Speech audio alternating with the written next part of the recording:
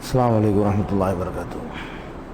கண்ணியத்திற்குரிய எல்லாம் வல்ல அல்லாஹ் ஜல்ல ஷானஹு தஆலாவின் நல்லடியார்களே, நாம் அல்லாஹுவை நம்புகிற, அல்லாஹ்வின் மீது வைத்திருக்கிற நம்பிக்கை எப்படி இருக்க வேண்டும் என்று சொன்னால், ஒன்றும் ஒன்றும் இரண்டு என்பது எவ்வளவு உறுதியானதாக இருக்கிறதோ அதுபோல அசைக்க முடியாத நம்பிக்கையாக இருக்க வேண்டும் என்பதை சென்ற வாரத்திலே நாம் பார்த்தோம். அந்த நம்பிக்கையை நம்ம எப்படி உண்டாக்கி கொள்வது? நாம் அல்லாஹுவை நம்புகிறோம், 100% நம்மில் யாருமே அல்லாஹுவை நம்புவது இல்லை. நம்முடைய நம்பிக்கையில் ஒரு குறை இருக்கிற நம்மளே பார்க்கிறோம். பள்ளிவாசலிலே நம்ம எப்படி நடந்து கொள்கிறோமோ அதே போல பள்ளிவாசலுக்கு வெளியே போனால் நடப்பது இல்லை. நம்முடைய வணக்க வழிபாடுகளில் எப்படி இறைவனுக்கு அஞ்சி நடக்கிறோமோ நம்முடைய மற்ற காரியங்களை அதே மாதிரி அல்லாஹ்வுக்கு அஞ்சி நடத்துகிறோமானா நடத்துறது இல்லை. தொழுகை நோன்பெல்லாம் அல்லாஹ் சொன்னபடி செய்ய ரெடியாக இருக்கிறோம். நம்முடைய கல்யாண காட்சிகள் எல்லாம் நம்ம விருப்பப்படி செய்கிறதுக்கு தான் நம்ம விரும்புகிறோம். அப்போ அல்லாஹ் அதை பற்றி கேள்வி கேட்பானே? அப்போ பாதி நம்புகிறோம் அல்லாஹ்வை. அல்லாஹுவை பள்ளிவாசலுக்கு அல்லாஹ் என்று வைத்திருக்கிறோம், அல்லது வணக்க வழிபாடுகளுக்கு தான் அல்லாஹ், அதுக்கு மேலே உள்ளதுலாம் தலையிடக்கூடாது, எங்கள் இஷ்டம்தான் அப்படிங்கிற மாதிரி நினைக்கிறோம். அல்லது வெள்ளிக்கிழமைக்கு தான் அல்லாஹ், மற்ற நாட்களுக்கு அல்லாஹ் இல்லைன்னு சொல்லி 6 நாளைக்கு நம்ம இஷ்டப்படி நடக்கிறோம். ரமலான் மாதத்தில் மாத்திரம் வரக்கூடிய ஒரு இறையச்சம் ரமலான் கடந்து 11 மாதத்தில் இருப்பது இல்லை. அப்போ அல்லாஹ்வை நம்புறதுல நம்ம நிறைய குறைபாடுகள் இருக்குது. 100% அல்லாஹ்வை நம்ம நம்பணும்னு சொன்னால் இங்கே இருக்கிற மாதிரி தான் வெளியே இருப்போம். பள்ளிவாசலில் இருக்கும் பொழுது எந்த உணர்வோடு நம்ம அல்லாஹ்வை அஞ்சுவோமோ நம்முடைய வியாபார தலங்களில் வீடுகள்லையும் அதே மாதிரியான அச்சம் நமக்கு இருக்கும். ஆனால் இருக்கிறது இல்லை, யாருக்கும் இருக்கிறது இல்லை. எல்லாருமே ஒரு அந்த மாற்று குறைவாகத்தான் நம்ம இருந்து கொண்டு இருக்கிறோம். அதற்கு என்ன காரணம் என்று சொன்னால், ஒன்றை நம்புவதற்கு சில வழிமுறைகள் இருக்கிறது. அந்த முறையில் நம்ம நம்பும் பொழுதுதான் அது ஆழமாக 100% நம்முடைய உள்ளத்தில் பதியும். அப்படி இல்லாமல் நம்ம அந்த நம்புவதற்குரிய முறை இல்லாமல் நம்பணும்னு சொன்னால் அது ஏதோ அறகுறையாக தான் இருக்கும். பிடிங்க எரிஞ்சிட்டு போயிடலாம். ஆழமாகவே ஒரு ஆலமரம் மாதிரி வேறுண்டு நிற்காது, ஒரு நாணல் மாதிரி புல்லு மாதிரி இருக்கும், பிடுங்கினா ஒடியாந்துடும். அந்த மாதிரி ஆகிவிடக்கூடாது என்று சொன்னால் நம்ம நம்பிக்கையை வலுப்படுத்தணும். பொதுவாக நம்ம ஒன்றை நம்புறதா இருந்தால் 2 வழிகளில் நம்ம நம்புகிறோம். ஒன்று என்ன நம்புகிறோம்? நம்முடைய 5 புலன்கள் இருக்குதுல்ல, நம்முடைய 5 புலன்களை வைத்து நம்புகிறோம். கண்ணுக்கு தெரிகிறது நம்புகிறோம், காதால் கேட்கறது நம்புகிறோம், நாக்கால ருசிச்சு பார்த்துட்டு நம்புகிறோம், மூக்குனால முகர்ந்து பார்த்துட்டு நம்புகிறோம், தொட்டு தடவி பார்த்து நம்புகிறோம். இது 5 புலன்கள்னு சொல்றது. பார்த்து அறிகிறது, கேட்டறிகிறது, சுவைத்து அறிகிறது, தொட்டு அறிகிறது, நுகர்ந்து அறிகிறது என்று சொல்லி 5 விதமான புலன்களை கொண்டு நம்புகிறோம். இந்த புலன்களை கொண்டு நம்புகிற நம்பிக்கையில் நமக்கு டவுட் வருமான வர்றதே கிடையாது. ஒரு ஆளை கண்ணுங்கிறேன்னு கருப்பா இருக்காரு, ஒரு சிவப்பா இருக்காரு, பார்க்குறோம். பார்த்துட்டு இவர் கருப்புங்கிறோம். 100 பேர் சாட்சி சொல்றாங்க இவர் கருப்பு இல்லைன்னு. நம்ம கண்ணால பார்க்குறோம் கருப்பா இருக்காரு.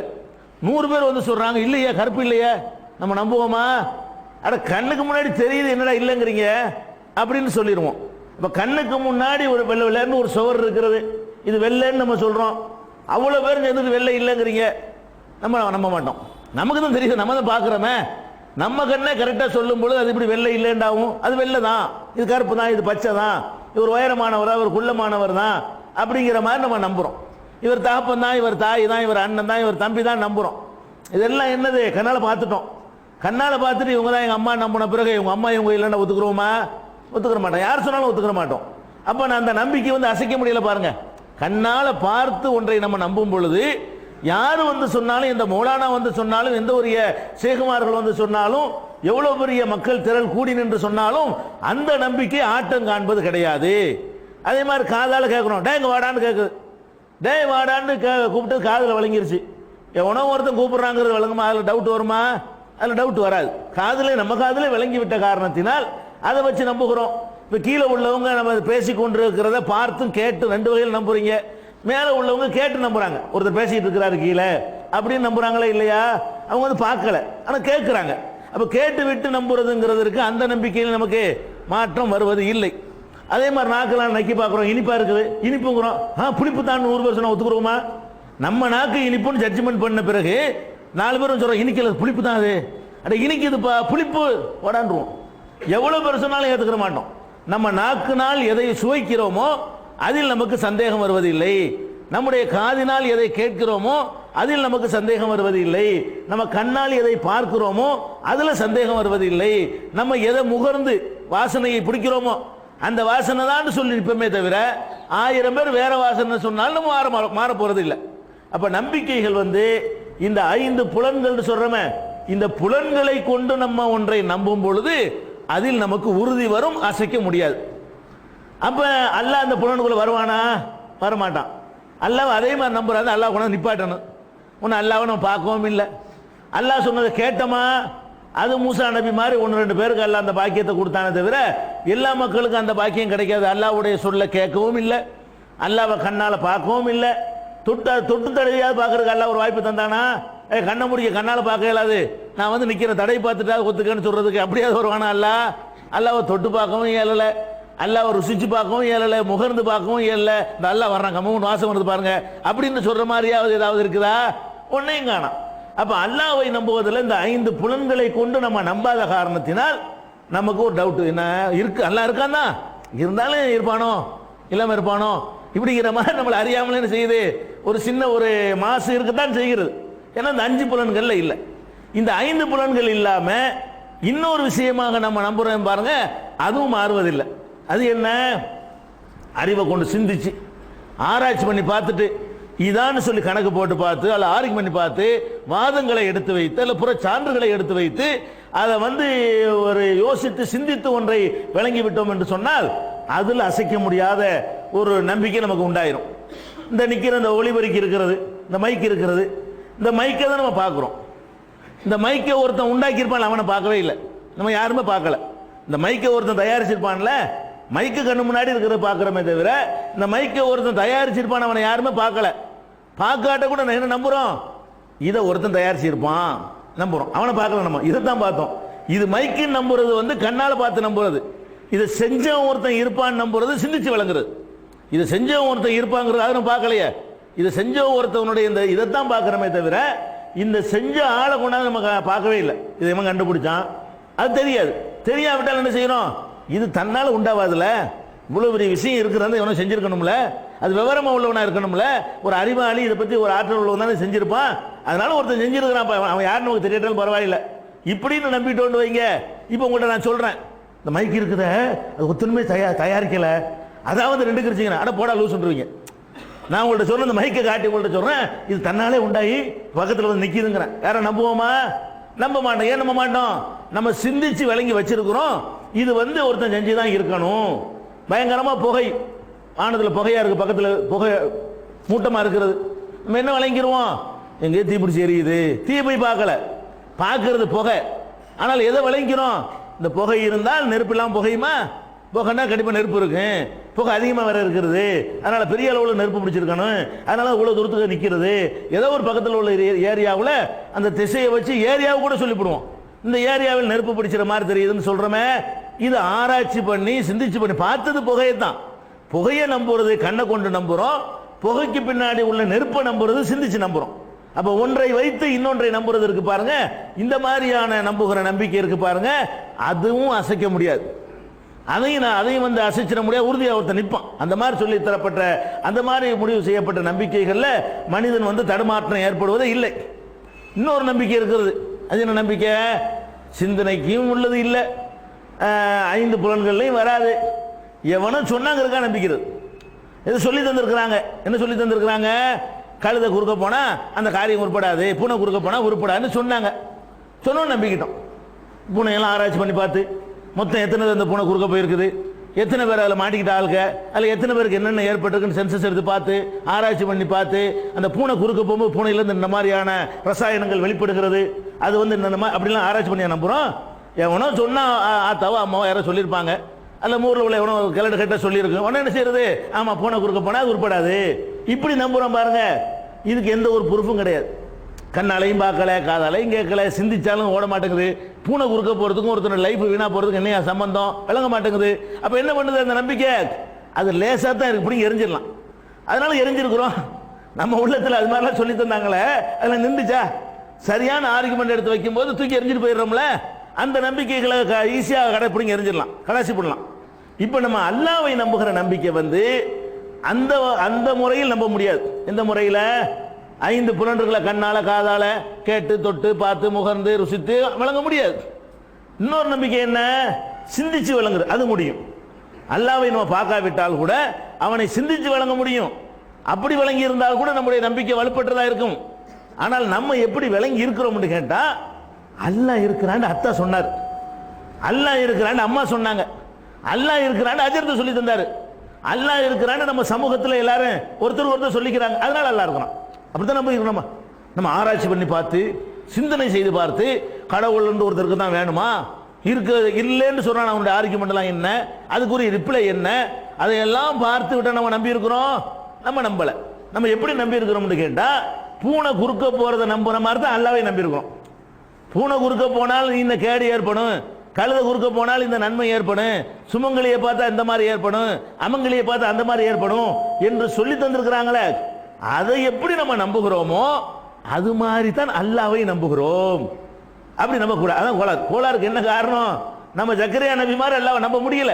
தள்ளாத 95 வயசுல 110 வயசுல 210 வயசுல அல்லாஹ்ட்ட கேட்டார, அப்படி கேட்க மாட்டேங்கிறோம். ஏன் கேட்க மாட்டேங்கிறோம்?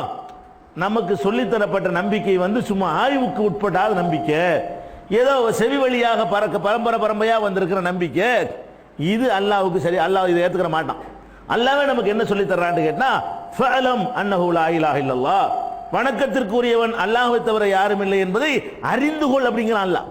சொல்லுன்னு சொல்லல, அது அறிந்து நம்புப்பாங்கிறான். ஃபஅலம், அறிந்து கொள், அன்னஹு லா இலாஹ இல்லல்லாஹ், வணக்கத்திற்குரியவன் அல்லாஹ்வை தவிர யாரும் இல்லை என்பதை அறிஞ்சிக்க, விளங்கிக்க, சிந்திச்சிக்க அல்லாஹ் சொல்லி காட்டுறான். அதே மாதிரி இன்னொரு இடத்துல அல்லாஹ் சொல்லி காட்டுகிறான், அல்லதீன இதா துக்கிரு பி ஆயாத்தி ரப்பிஹிம் லம் யஹிர்ரு அலைஹா சும்மம் வ உம்யானா, அல்லாஹ்வுடைய வசனங்களை ஓதி காட்டியவர்களுக்கு அறிவுரை சொல்லப்பட்டாலும் குருடர்களாக செவிடர்களாக விடமாட்டார்கள். இவங்க எப்படி மூமின்கள் எப்படி இருக்க வேண்டும் என்று சொன்னால், அல்லாஹ் சொன்ன தலைகளை அடிக்க கூடாது, அது சிந்திக்கிறான் அல்லாஹ். அல்லாஹ்வுடைய வசனங்களை கொண்டு அறிவுரை சொல்லப்பட்டால் கூட லம் யஹிர்ரு அலைஹா சும்மன் வ உம்யானா, குருடர்களாக செவிடர்களாக விடமாட்டார்கள், ஆய்வு பண்ணுவார்கள். அவர்கள் தான் உண்மையான மூமின்கள், சரியான நம்பிக்கையாளர்கள் என்று அல்லாஹ் ரப்பல் ஆலமீன் சொல்றான். அப்ப நம்ம என்ன பண்ண வேண்டியிருக்கு? அல்லாஹ்வை நம்புறதா இருந்தால் நம்ம இதுவரைக்கும் நம்புனது நம்ம அப்பன் பாட்டன் சொன்னபடி நம்பிட்டு போறோம், இருந்துட்டு போகுது. இப்ப கூட நம்ம அதை மாற்றிக்கொள்ளலாம். நம்ம அப்பன் பாட்டன் சொல்லி தந்தை நம்ம நம்பினால் கூட அது அப்படி நம்பல, நாங்க விளங்கித்தான் நம்புறோம், சிந்திச்சு பார்த்துட்டோம், எல்லா வகையான ஆராய்ச்சி செஞ்சு பார்த்துட்டோம். பார்த்த பிறகு தெரிகிறது ஒரு சூப்பர் பவர் இருக்கிறான், ஒரு சர்வசக்தன் இருக்கிறான், நிச்சயமா அவன் இருக்கிறான் என்பதில் எங்களுக்கு கடுகளவு சந்தேகம் இல்லை. இன்னென்ன ப்ரூஃப்களை நாங்கள் வைத்திருக்கிறோம், இன்னென்ன ஆதாரங்களை வைத்திருக்கிறோம் என்று சொல்லி நம்முடைய நம்பிக்கையை உறுதிப்படுத்தி கொண்டே வந்தோம் என்று சொன்னா, பள்ளிவாசலுக்கு தான் அவன் இறைவன், பள்ளிக்கு வெளியே இல்லை, அது மாறிவிடும். ரமலானுக்கு தான் இறைவன், 11 மாசத்துக்கு இல்லை நினைக்கிறோமே, அது மாறிவிடும். வணக்க வழிபாடுகளுக்கு தான் இறைவன், மற்ற காரியங்களுக்கு இல்லை நினைக்கிறோமே, அது மாறிவிடும். நமக்கு எது முடியுமோ அதைத்தான் அல்லாஹ் செய்வான் நினைக்கிறோமே, அது மாறிவிடும். அவன் எதை வேண்டாலும் செய்வான் என்ற ஒரு நம்பிக்கை ஆழமாக நம்முடைய உள்ளத்திலே பதிந்துவிடும். அப்ப அந்த மாதிரி நம்முடைய நம்பிக்கைகள் எப்படி இருக்க வேண்டும் என்றால், இந்த ஐம்புலனை கொண்டு நம்புற மாதிரி இருக்காது, சாத்தியம் இல்லை, பார்க்க இயலாது. அதே நேரத்தில் ஏதோ ஆத்தா அம்மா சொன்னாங்க நம்புறவன், அப்படிப்பட்டதாகவும் இருக்கக்கூடாது. மனிதனுக்கு மாத்திரம் அல்ல சிறப்பாக கொடுத்திருக்கிறான பகுத்துணர் அறிவு, சிந்திக்கிற அறிவு, அந்த அறிவை கொண்டு ஆராய்ச்சி பண்ணி நிச்சயமாக நம்மை படைத்த ஒருவன் இருக்கத்தான் செய்கிறான், அவன் இல்லாமல் எதுவுமே இருக்க முடியாது என்று நம்ம விளங்க வேண்டும். இந்த இடத்துல என்ன நம்முடைய டவுட்டுகள்லாம் வருதுன்னு கேட்டா, இதைத்தான் பகுத்தறிவாதிகள் உங்கள்கிட்ட குழப்பி விட்டுருவாங்க. பகுத்தறிவாதிகள் சொல்லக்கூடியவர்கள், கடவுளை மறுக்கக்கூடியவர்கள், கடவுள் இல்லைன்னு சொல்லக்கூடியவர்கள்லாம் உங்கள்கிட்ட இந்த வார்த்தை வைப்பாங்க. என்ன வைப்பாங்க? நீ பாத்தியா இல்லவ கடவுள், நீ பாத்தியா? கண்ணால பார்க்காதவனை எப்படிப்பா நம்புற? நீ காதல கேட்டியா? இப்படி கேட்டோன்னு இதுக்கு பேர் பகுத்தறிவு என்பார்கள். இது பகுத்தறிவு கிடையாது.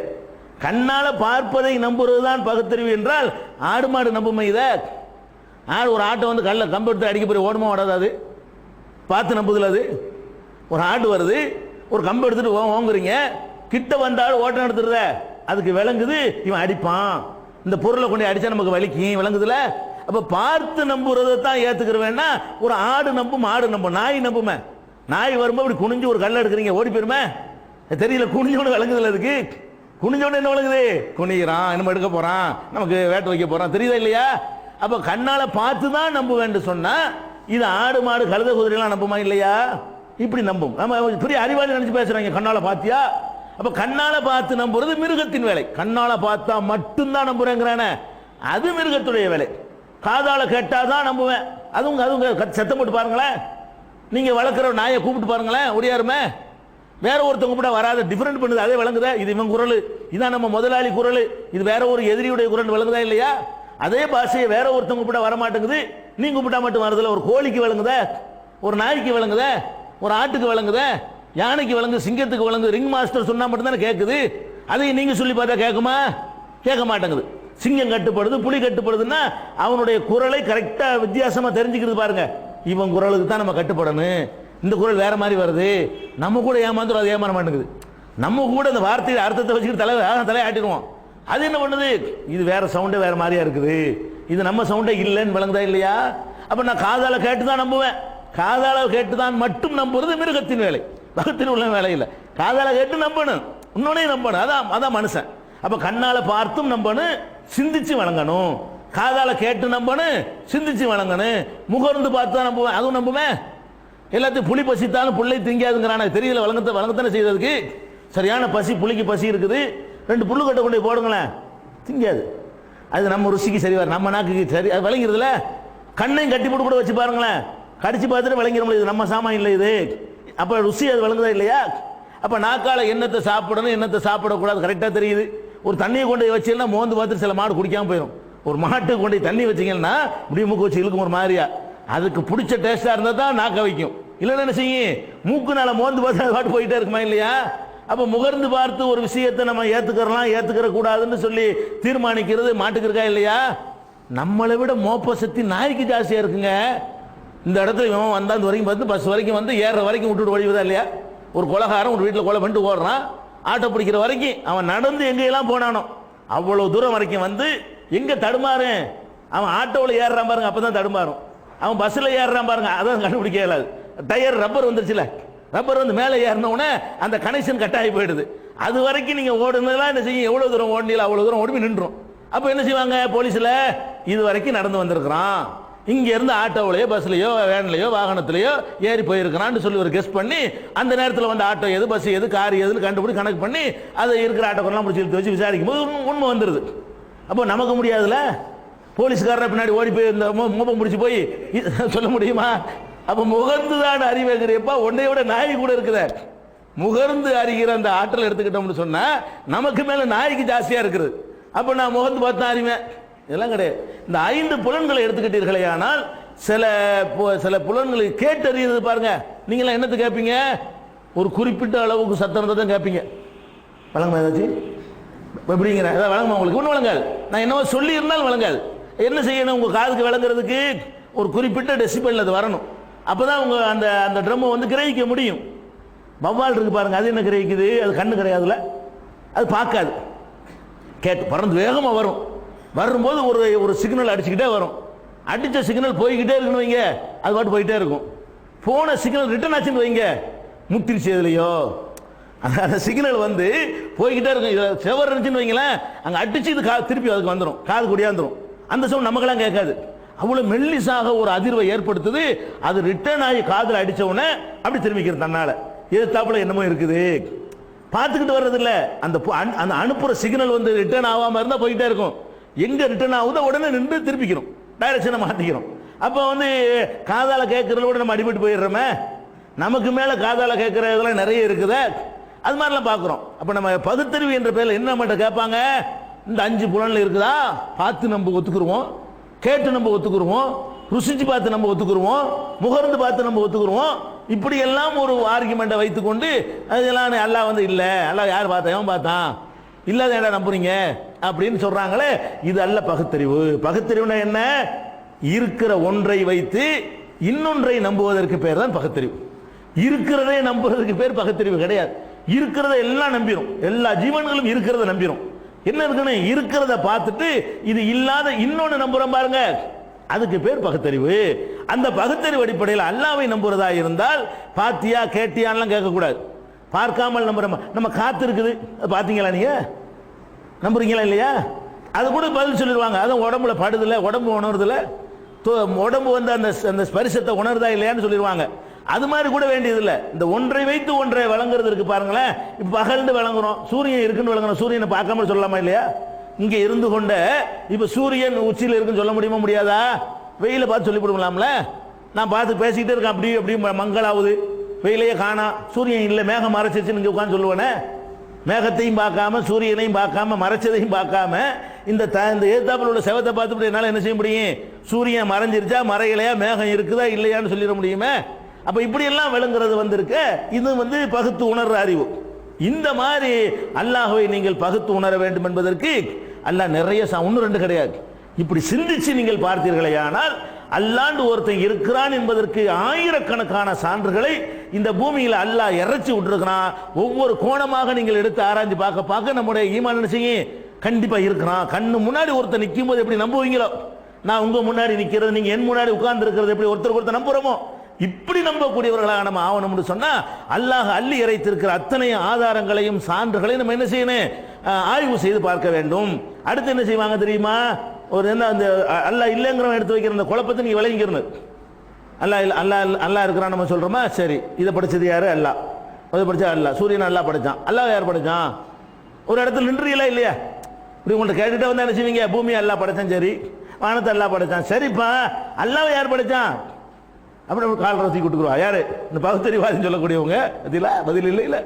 அல்லாஹ் யார் படைச்சான்னு கேட்கிறோம், நின்றீங்களா இல்லையா? அப்ப அல்லாஹ் யாரும் படைக்காமல் இருக்கிற மாதிரி எல்லாம் அது பாட்டுக்கு இருந்துட்டு போகுது. அல்லாஹ் ஒருத்தரும் படைக்காம ஒரு பொருள் இருக்கலாம்னு ஒத்துக்கிறீங்களா நீங்க? எல்லாம் படைச்சுதான் ஆகணும்னு சொன்னா, இப்ப அல்லாங்கிற ஒருத்தன் படைக்காம ஒருத்தன் இருக்கா, படைக்கப்படாம இருக்கிறான்ல. அல்லாவை யாரும் படைக்காமல் இருக்க முடியும் என்றால் ஏன் இந்த பூமியை யாரும் படைக்காமல் ஏன் இந்த பூமி இருக்கக்கூடாது? இந்த சூரியன் யாரும் படைக்காமல் இருக்கக்கூடாது? ஒருத்தன் படைக்காம ஒருத்தர் இருக்கிறான்ல. அப்ப அப்படின்னு ஒரு கேள்வி, சரிதானே? ஆமா, அல்லாஹ் படைக்காத மாதிரி இதுவும் அப்படி இருந்துட்டு போகுது இப்படின்னு சொன்ன உடனே அது சரி மாதிரி தெரியுது. இது ஒரு பைத்தியக்காரத்தனம் தான். அவங்க என்ன சொல்றாங்க? அல்லாஹ் படைக்கல, அதுவா தான் உண்டானுச்சுன்னு சொல்றவங்க என்ன சொல்றாங்க? பரிணாமம்னு சொல்லுவாங்க.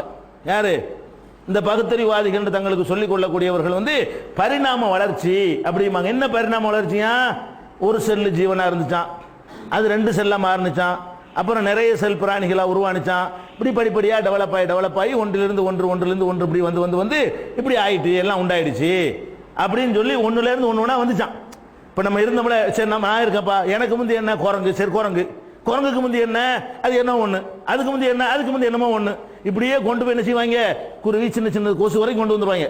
நம்ம இப்படி இருக்கிறோம்னு சொன்னா நமக்கு முந்தி குரங்குக்கு முந்தி இன்னொன்னா இருந்தோம், அந்த இன்னொன்னுக்கு முந்தி இன்னொன்னா இருந்தோம், இன்னொன்னுக்கு முந்தி இன்னொன்னா இருந்தோம்னு சொல்லிட்டு கடைசியில் ஒரு செல் பிராணியா இருந்து இப்படி டெவலப் ஆகி வந்தோம் அப்படின்னு சொல்லிடுவான்.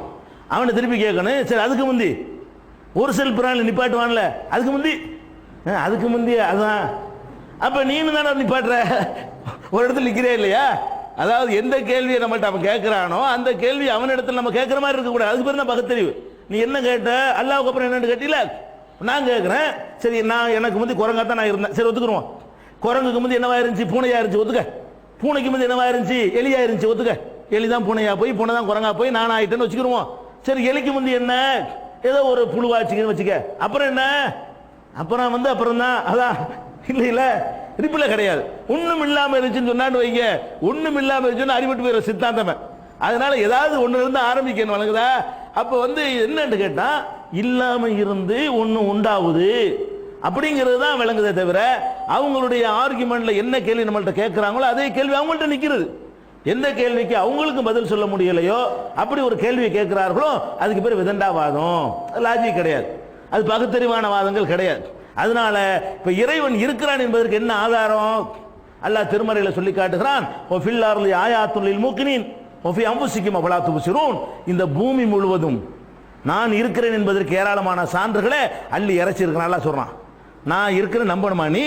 இந்த பூமி முழுவதும் ஏராளமான சான்றுகளை நான் வாரி இறைத்திருக்கிறேன். ஒஃபி அன்ஃபுசிக்கும், உங்களுக்கு உள்ளேயும் நிறைய சான்றுகளை நான் அள்ளி இறைத்திருக்கிறேன். அஃபலா துப்சிரூன், சிந்திக்க மாட்டீர்களா அப்படின்னு அல்லாஹ் கேட்கிறான். அஸ்ஸலாமு அலைக்கும் வரஹ்மத்துல்லாஹி. கண்ணியத்திற்குரிய எல்லாம் வல்ல அல்லாஹ் ஜல்ல ஷானஹு தஆலாவின் நல்லடியார்களே, அல்லாஹுடைய பேரருளால் கடந்த சில மாதங்களாக அல்லாஹுவை பற்றி, அவனிடத்தில் எவ்வாறு நாம் அணுகுவது என்பதை பற்றி, அவனுடைய குணாதிசயங்களை பற்றி, பண்புகளை பற்றி நாம் தொடர்ந்து அறிந்து வருகிறோம்.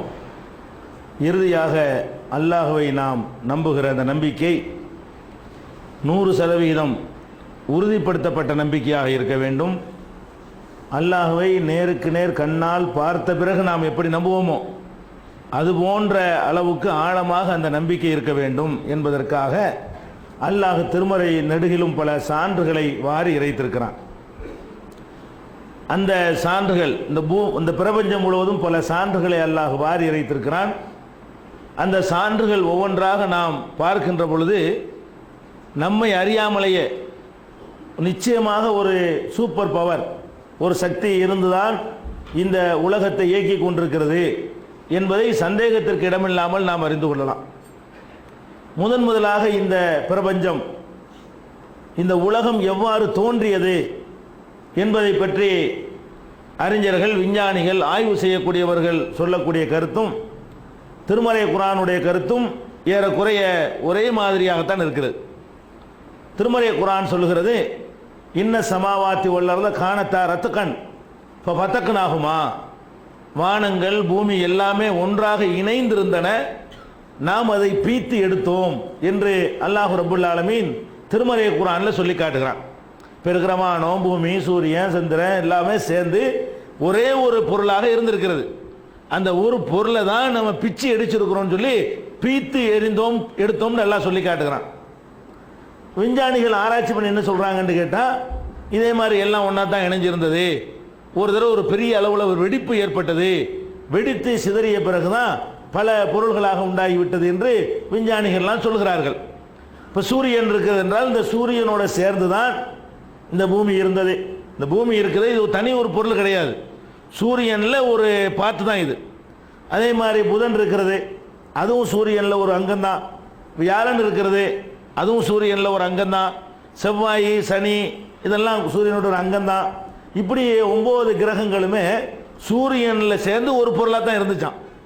இருந்தது என்ன ஆச்சுன்னா, விஞ்ஞானிகள் சொல்கிறாங்க, இருந்தது ஒரு நாள் வெடித்து சிதறுகிறது. சிதறி தூசுகளாக போனோன்னே ஒரு சூரியன் மட்டும் ஒரு அளவு இருந்து கொண்டு மீதி எல்லாம் சிதறி விட்டதான் அதிகமான பகுதிகள்.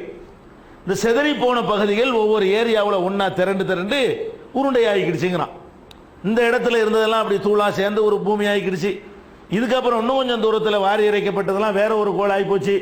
இப்படி தான் இந்த கோள்கள் எல்லாம் உண்டானுச்சு அப்படின்னு சொல்லி விஞ்ஞானிகள் சொல்கிறார்கள், ஆராய்ச்சி பண்ணி சொல்கிறார்கள். இப்போ நம்ம இந்த விந்தையை நம்ம பார்க்கும் பொழுது நம்முடைய அறிவுக்கு எட்டாத, எந்த ஒரு விஞ்ஞானியாலும் பதில் சொல்ல முடியாத ஒரு அதிசயம் அங்கே நிகழ்ந்து கொண்டிருப்பதை தான் நம்ம இன்னைக்கு எடுத்துக்கொள்ள போகிறோம். இப்போ சூரியன் வெடித்து சிதறியதால் தான், சூரியனிலிருந்து பிரிந்து வந்தவை தான் எல்லா கோள்களும் சொல்றான். இப்போ சூரியனிலிருந்து ஒரு துண்டு வெளியே வந்து புதன் என்ற கிரகமாக சூரியனுக்கு பக்கத்தில் இருக்கிறது. புதன் தான் சூரியனுக்கு ரொம்ப அருகில் உள்ள கிரகம். அதை விட கொஞ்சம் தூரமாக இருக்கிறது வந்து வெள்ளின்னு சொல்றோம் இல்லையா, வீனஸ், சுக்கிரன் சொல்லுவாங்க இந்த புராண இதிகாசத்தில் உள்ளவங்க. அப்போ இந்த வெள்ளி என்று சொல்லக்கூடிய அந்த வீனஸ் வந்து அடுத்து புதனுக்கு அடுத்து இருக்குது. இது சூரியன் என்று சொன்னால் சூரியனுக்கு பக்கத்தில் புதன் இருக்கிறது, புதனுக்கு அப்புறம் வெள்ளி இருக்கிறது, வெள்ளிக்கு அப்புறம் பூமி இருக்கிறது. சூரியன்லேருந்து நம்ம எங்கே இருக்கிறோம், 3வது ஊர்னு வச்சுக்கிறீங்களேன். சூரியன்கிறது தலைநகரன்னு வைத்துக்கொண்டால் அந்த தலைநகரத்திலிருந்து புதன்கிறது பக்கத்தில் உள்ள ஊர். பக்கம்னா என்ன, அது லட்சப்பட மைல் இருக்கேன், பக்கம்னு சொல்லிக்கிறேன் வணங்குதா. பக்கத்தில் இருக்கிற ஊர் வந்து புதன் என்று வைத்துக் கொண்டால் அதுக்கடுத்து இருக்கிற ஊர் எது, வெள்ளி. அதுக்கடுத்து இருக்கிற ஊர் நம்ம பூமி. பூமிக்கு அப்புறம் இருக்கிறது வந்து சனி இருக்கிறது, அதுக்கப்புறம் வந்து வியாழன் இருக்கிறது. இப்படியான கோள்கள் எல்லாம் பின்னாடி வந்து கொண்டே இருக்குது. இப்போ நம்ம கவனிக்க வேண்டிய விஷயம் என்னன்னு கேட்டால், இந்த அதிசயத்தை தான் பார்க்குறோம். பூமியில் சூரியனிலிருந்து ஒரு பகுதி தான் எல்லாமே.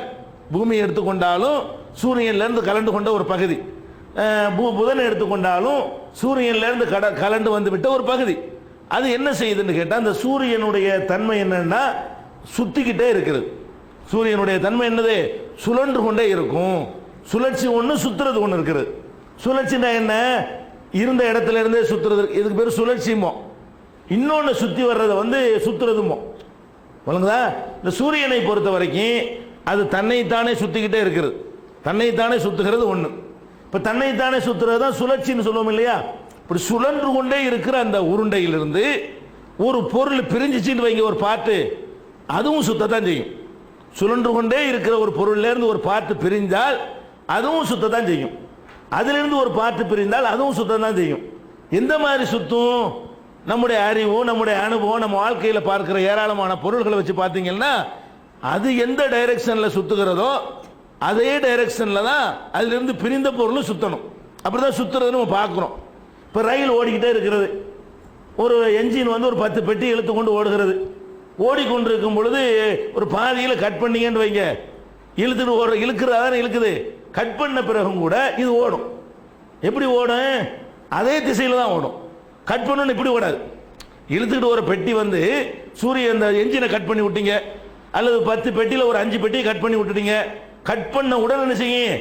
அந்த வேகம் எந்த ரேஞ்சில் ஓடிக்கொண்டிருக்கிறதோ அந்த திசையில் ஓடுமே தவிர கட் பண்ணி விடணும் எங்கிட்டு போறேன்னு போவாது, இழுக்க முடியாது. அப்போ ஒரு பொருள்லேருந்து ஒன்று கரண்ட் வந்துருச்சுன்னு சொன்னால் அது சுற்றிக்கிட்டே இருக்கும்போது கரண்ட் அதே மாதிரி தான் கரண்ட் வரும். அது மாதிரி நீங்கள் ஒரு 10 வளையத்தை எடுத்துக்கிறீங்க. 10 வளையத்தை எடுத்துக்கொண்டு அதை ஒரு கம்பியில் கோர்த்து மொத்தமாக சுற்றி விடுங்க. சுற்றி விட்டு ஒன்று ஒன்றா கரண்ட் வருதுன்னு வைங்க, அது எந்த மாதிரி சுற்றிக்கிட்டு இருக்கு அந்த மாதிரி தான் கரண்ட் வரும். சுற்றிக்கிட்டே என்ன செய்யணும்னா கரண்ட் வருதுன்னு சொன்னால் இப்படி சுற்றிக்கிட்டே இருக்கும். கரண்ட் போகிற பொருள் அப்படி தான் சுற்றும்போது இப்படி சுற்றுமா? மாற்றி சுத்தாது. அதே மாதிரி நீங்கள் பார்த்தீங்கன்னு சொன்னால் சூரியன்லேருந்து எல்லா கோள்களையும் எடுத்துக்கிறங்க. எல்லா கோள்களும் என்ன செய்யுது? இங்கே தான் அல்லா நான் இருக்குன்னு காட்டுறான். அப்படியே உடஞ்சிச்சிங்கிறீங்க, சரிடா. பெருவெடிப்பு கோள் கேட்குறீங்க, அல்லா இல்லைங்கிறதுக்காக அப்படி சொல்ல வர்றாங்க. அல்லா இல்லைங்கிறதுக்காக வேண்டி அதான் வெட்டிச்சு, அதான் செதறி, அதான் பூமி உண்டாகிக்கிடுச்சு, அதான் புதன் உண்டாகிக்கிடுச்சு, அதுவா செவ்வாய் உண்டாகிக்கிடுச்சுன்னு சொல்கிறானுவோ. சரிப்பா, அப்போ அது மாதிரி உண்டானால் என்ன செய்யணும்? சூரியன் எந்த மாதிரி சுத்துகிறதோ அப்படி தானே எல்லா கோளும் சுற்றணும். சூரியன் எந்த மாதிரி சுத்துதுன்னு சொன்னால் மேற்கிலிருந்து கிழக்கு நோக்கி சுத்துகிறது. சூரியனுடைய சுழற்சி எப்படி சுத்துது? இப்படி இப்படி சுத்தாம இப்படி சுத்துது. மேற்கிலிருந்து என்ன செய்யுது? இதனை மேற்கிலிருந்து கிழக்கு. இப்படி சூரியன் எப்படி சுத்துதுன்னு கேட்டால் மேற்கே இருந்து கிழக்கு நோக்கி சுத்துது. இப்படி இப்படி சுத்தாம இப்படி சுத்தி கொண்டிருக்கிறது சூரியன். அப்ப இதுல இருந்து பிரிந்து போன புதன் என்ன செய்யணும்? இப்படி தானே சுத்தணும். கிழக்கே இருந்து மேற்கு சுத்துறதுல இருந்து ஒரு துண்டு பிரிந்தால் அந்த துண்டு என்ன செய்யணும்? கிழக்கே இருந்து மேற்கு தான் சுத்தணும். அப்ப எல்லா கோள்களுமே எல்லா கிரகங்களுமே அங்கே இருந்து தான் பிரிஞ்சிருக்குன்னு சொல்லும் பொழுது எல்லாமே கிழக்கு நோக்கி மேற்கு தானே சுத்தணும். அப்படிதான் சுத்துகிறது. புதனை எடுத்து பார்த்தீர்களே ஆனால் கிழக்கில இருந்து மேற்கு தான் சுத்துகிறது. பூமியை எடுத்து பார்த்தீர்களே ஆனால் கிழக்கிலிருந்து மேற்கு தான் சுத்துகிறது. சனி எடுத்து பார்த்தீர்களே ஆனால் கிழக்கிலிருந்து மேற்கு தான் சுத்துகிறது. வியாழன் எடுத்து பார்த்தீர்களே ஆனால் கிழக்கிலிருந்து மேற்கு தான் சுத்துகிறது. அதே மாதிரி நெப்டியூன்கிற கோளை எடுத்து பார்த்தீர்களே ஆனால் கிழக்கிலிருந்து மேற்கு தான் சுத்துகிறது. எல்லாம் அப்படி தான் சுத்துகிறது. ஆனால் வெள்ளி மட்டும், வீனஸ் மட்டும் மாற்றி சுத்துது. எல்லாம் அங்கேருந்தா உடஞ்சி வந்துச்சுங்கிறான். எல்லாமே சூரியன்ல இருந்து தான் வெளியேறி பிரிஞ்சு வந்துச்சுன்னு சொல்றான். சரி, உண்மைதான், இஸ்லாம் அதை ஒத்துக்கொள்ளுது. அதுவா வந்துச்சா ஒருத்தன் பிரிச்சானதான் கேள்வி. அதுவா வந்திருந்தால் என்ன செய்யணும்? பக்கத்தில் இருக்கிற புதன் சுத்துது, கிழக்க இருந்து மேற்க சுத்துது. அடுத்த விட 2வது இருக்க வெள்ளி அது மாத்திக்கிடுச்சு. அங்கிருந்து பிரிஞ்சு வந்துச்சுங்கிறீங்க. அங்கிருந்து பிரிஞ்சு வந்திருந்தால் புதன் எப்படி சுத்துகிறது அப்படித்தானே வெள்ளியும் சுத்தணும். வெள்ளிக்கு அப்புறம் உனக்கு பூமி எப்படி சுத்து அப்படித்தானே சுத்தணும். நடுவில் இருக்குது வெள்ளி, வெள்ளிக்கு இந்த பக்கம் பூமி, வெள்ளிக்கு அந்த பக்கம் புதன், ரெண்டுக்கு நடுவில் வெள்ளி. அப்போ புதன் எப்படி சுத்துது, பூமி எப்படி சுத்து, அதுக்கு மாத்திக்கிட்டு வேணும்னு நடுவில் இருக்கக்கூடிய வெள்ளி ரிவர்ஸ் இப்படி சுத்துது. அதாவது அதுல இருந்து பிரிஞ்சு வந்திருக்கு, அந்த வேகத்தோட சேர்ந்து பிரிஞ்சு வந்திருக்கிறது. பிரிந்து வந்திருக்குன்னு சொல்றானே தவிர இதெல்லாம் தத்துவத்தை சொல்லி போறான். டேய் அதெல்லாம் சரிடா, இது என்ன மாத்தி சுத்துது அதான் தெரியல. ஒருத்தன் செய்யறான்னு வழங்குதா இல்லையாப்ப? என்ன நடக்கணுமோ அது நடக்காம மாறி நடந்தா என்ன அர்த்தம்? சர்க்கஸ் நீங்க பார்த்துருப்பீங்க. சர்க்கஸ்ல போகும் பொழுது ஒரு சைக்கிள்ல வந்து ஜாயிண்டா வச்சு 10 பேர் என்ன செய்யுமா, 10 ஒத்த வீல வச்சு ஓட்டிட்டே வருவான். ஒன்று ஒன்றா கலண்டுக்குருவாங்க. சர்க்கஸ்ல இந்த லேடிஸ் ஓட்டுவாங்க இல்லையா, கலண்டுக்கிறும் போது கலட்டி விட அப்படிதான் சுத்தேறும். கலட்டி விட்டதெல்லாம் என்ன செய்யும், அந்த 2 வீலில் ஓட்டிட்டு இருக்கான சைக்கிள் அது எந்த டைரக்ஷன்ல அப்படிதான் ஒரு கலண்டுக்குருவாங்களே தவிர இப்படி கலண்டவே முடியாது. அதை நீங்க ட்ரெயின்ல ஓடிட்டு இருக்கிற ட்ரெயின்ல இருந்து இறங்குறீங்க, ஓடிட்டு இருக்கிற பஸ்ல இருந்து இறங்குறீங்க, உங்களையும் சேர்த்து இழுக்கிறத கீழே விழுந்துறீங்க. நீங்களும் அதே நேரத்தில் அதே மாதிரி ஓடினா தான் தப்பிச்சுக்கிருவீங்க. இறங்கி அந்த டைரக்ஷன்ல நீங்க ஓடுனா அதான் இயற்கை. நீங்க இயற்கைக்கு மாத்தமா ஸ்டடியா நின்னீங்கன்னு வைங்களேன், விழுந்துருவீங்க. ஏன்னா உங்களை இழுக்குது, உங்களை இழுக்குது. நீங்க அதுக்கு ஒத்துழைச்சு போய் என்ன செய்யணும், நீங்க நம்ம ஓடுற பஸ்ல இருந்து இறங்கினா கூட எப்படி இறங்குறோம், அது எந்த திசையில ஓடுதோ அதை நோக்கி நம்மளை இழுக்கத்தான் செய்கிறது.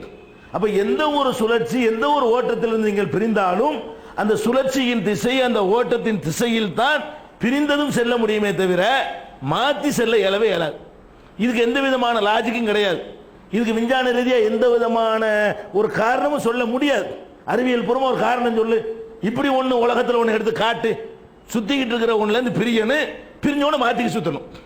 பிரிஞ்சோன்னு என்ன செய்யணும்? அப்போ மாற்றிக்கிட்டு சுற்றுறதா இருந்தால் வேற ஒரு சக்தி அங்கே செயல்படுகிறது. உன்னால் கண்டுபிடிக்க முடியாத, உன்னால் அறிந்து கொள்ள முடியாத ஒரு சக்தி இருந்து வேணும்னு நான் ஒருத்தருக்கான் பாடுறா, இதெல்லாம் கண்டுபிடிச்சிருவீங்க. நான் தான் இந்த மாதிரி செஞ்சேங்கிறத பிற்காலத்தில் கண்டுபிடிப்பீங்க. கண்டுபிடிச்சாலும் நான் சீல் வைக்கணும்ல. ஒரு பொருளை தயாரிக்கிறான்னா அந்த கம்பெனி சீல் வச்சிருவான்ல, அவன் கம்பெனி சீல் வைக்கணுமா இல்லையா? அதான் சீல் மாற்றி வைக்கிறான்ல. இந்த பார் சீல், நான் ஒருத்தருக்க பாரு இந்த இடத்துல, அந்த சீல் தான் வெள்ளி. இந்த வெள்ளியை அல்லாஹ் ரிவர்ஸா விட்டுருக்கிறதுக்காக வேண்டி அடே அதுவா நடக்கல நான் செஞ்சேங்கிறான். அதுவா நடக்கவே இல்லை, நடந்தது உண்மை. எல்லாம் நீ பிரிஞ்சுச்சுங்கிறேன், நான் ஒத்துக்கிறேன், நான் தானே பிரிச்சு விட்டேன். அதுவா பிரிஞ்சு நீ சொல்ற, நான் தான் பிரிச்சேன்னு நான் சொல்றேன்.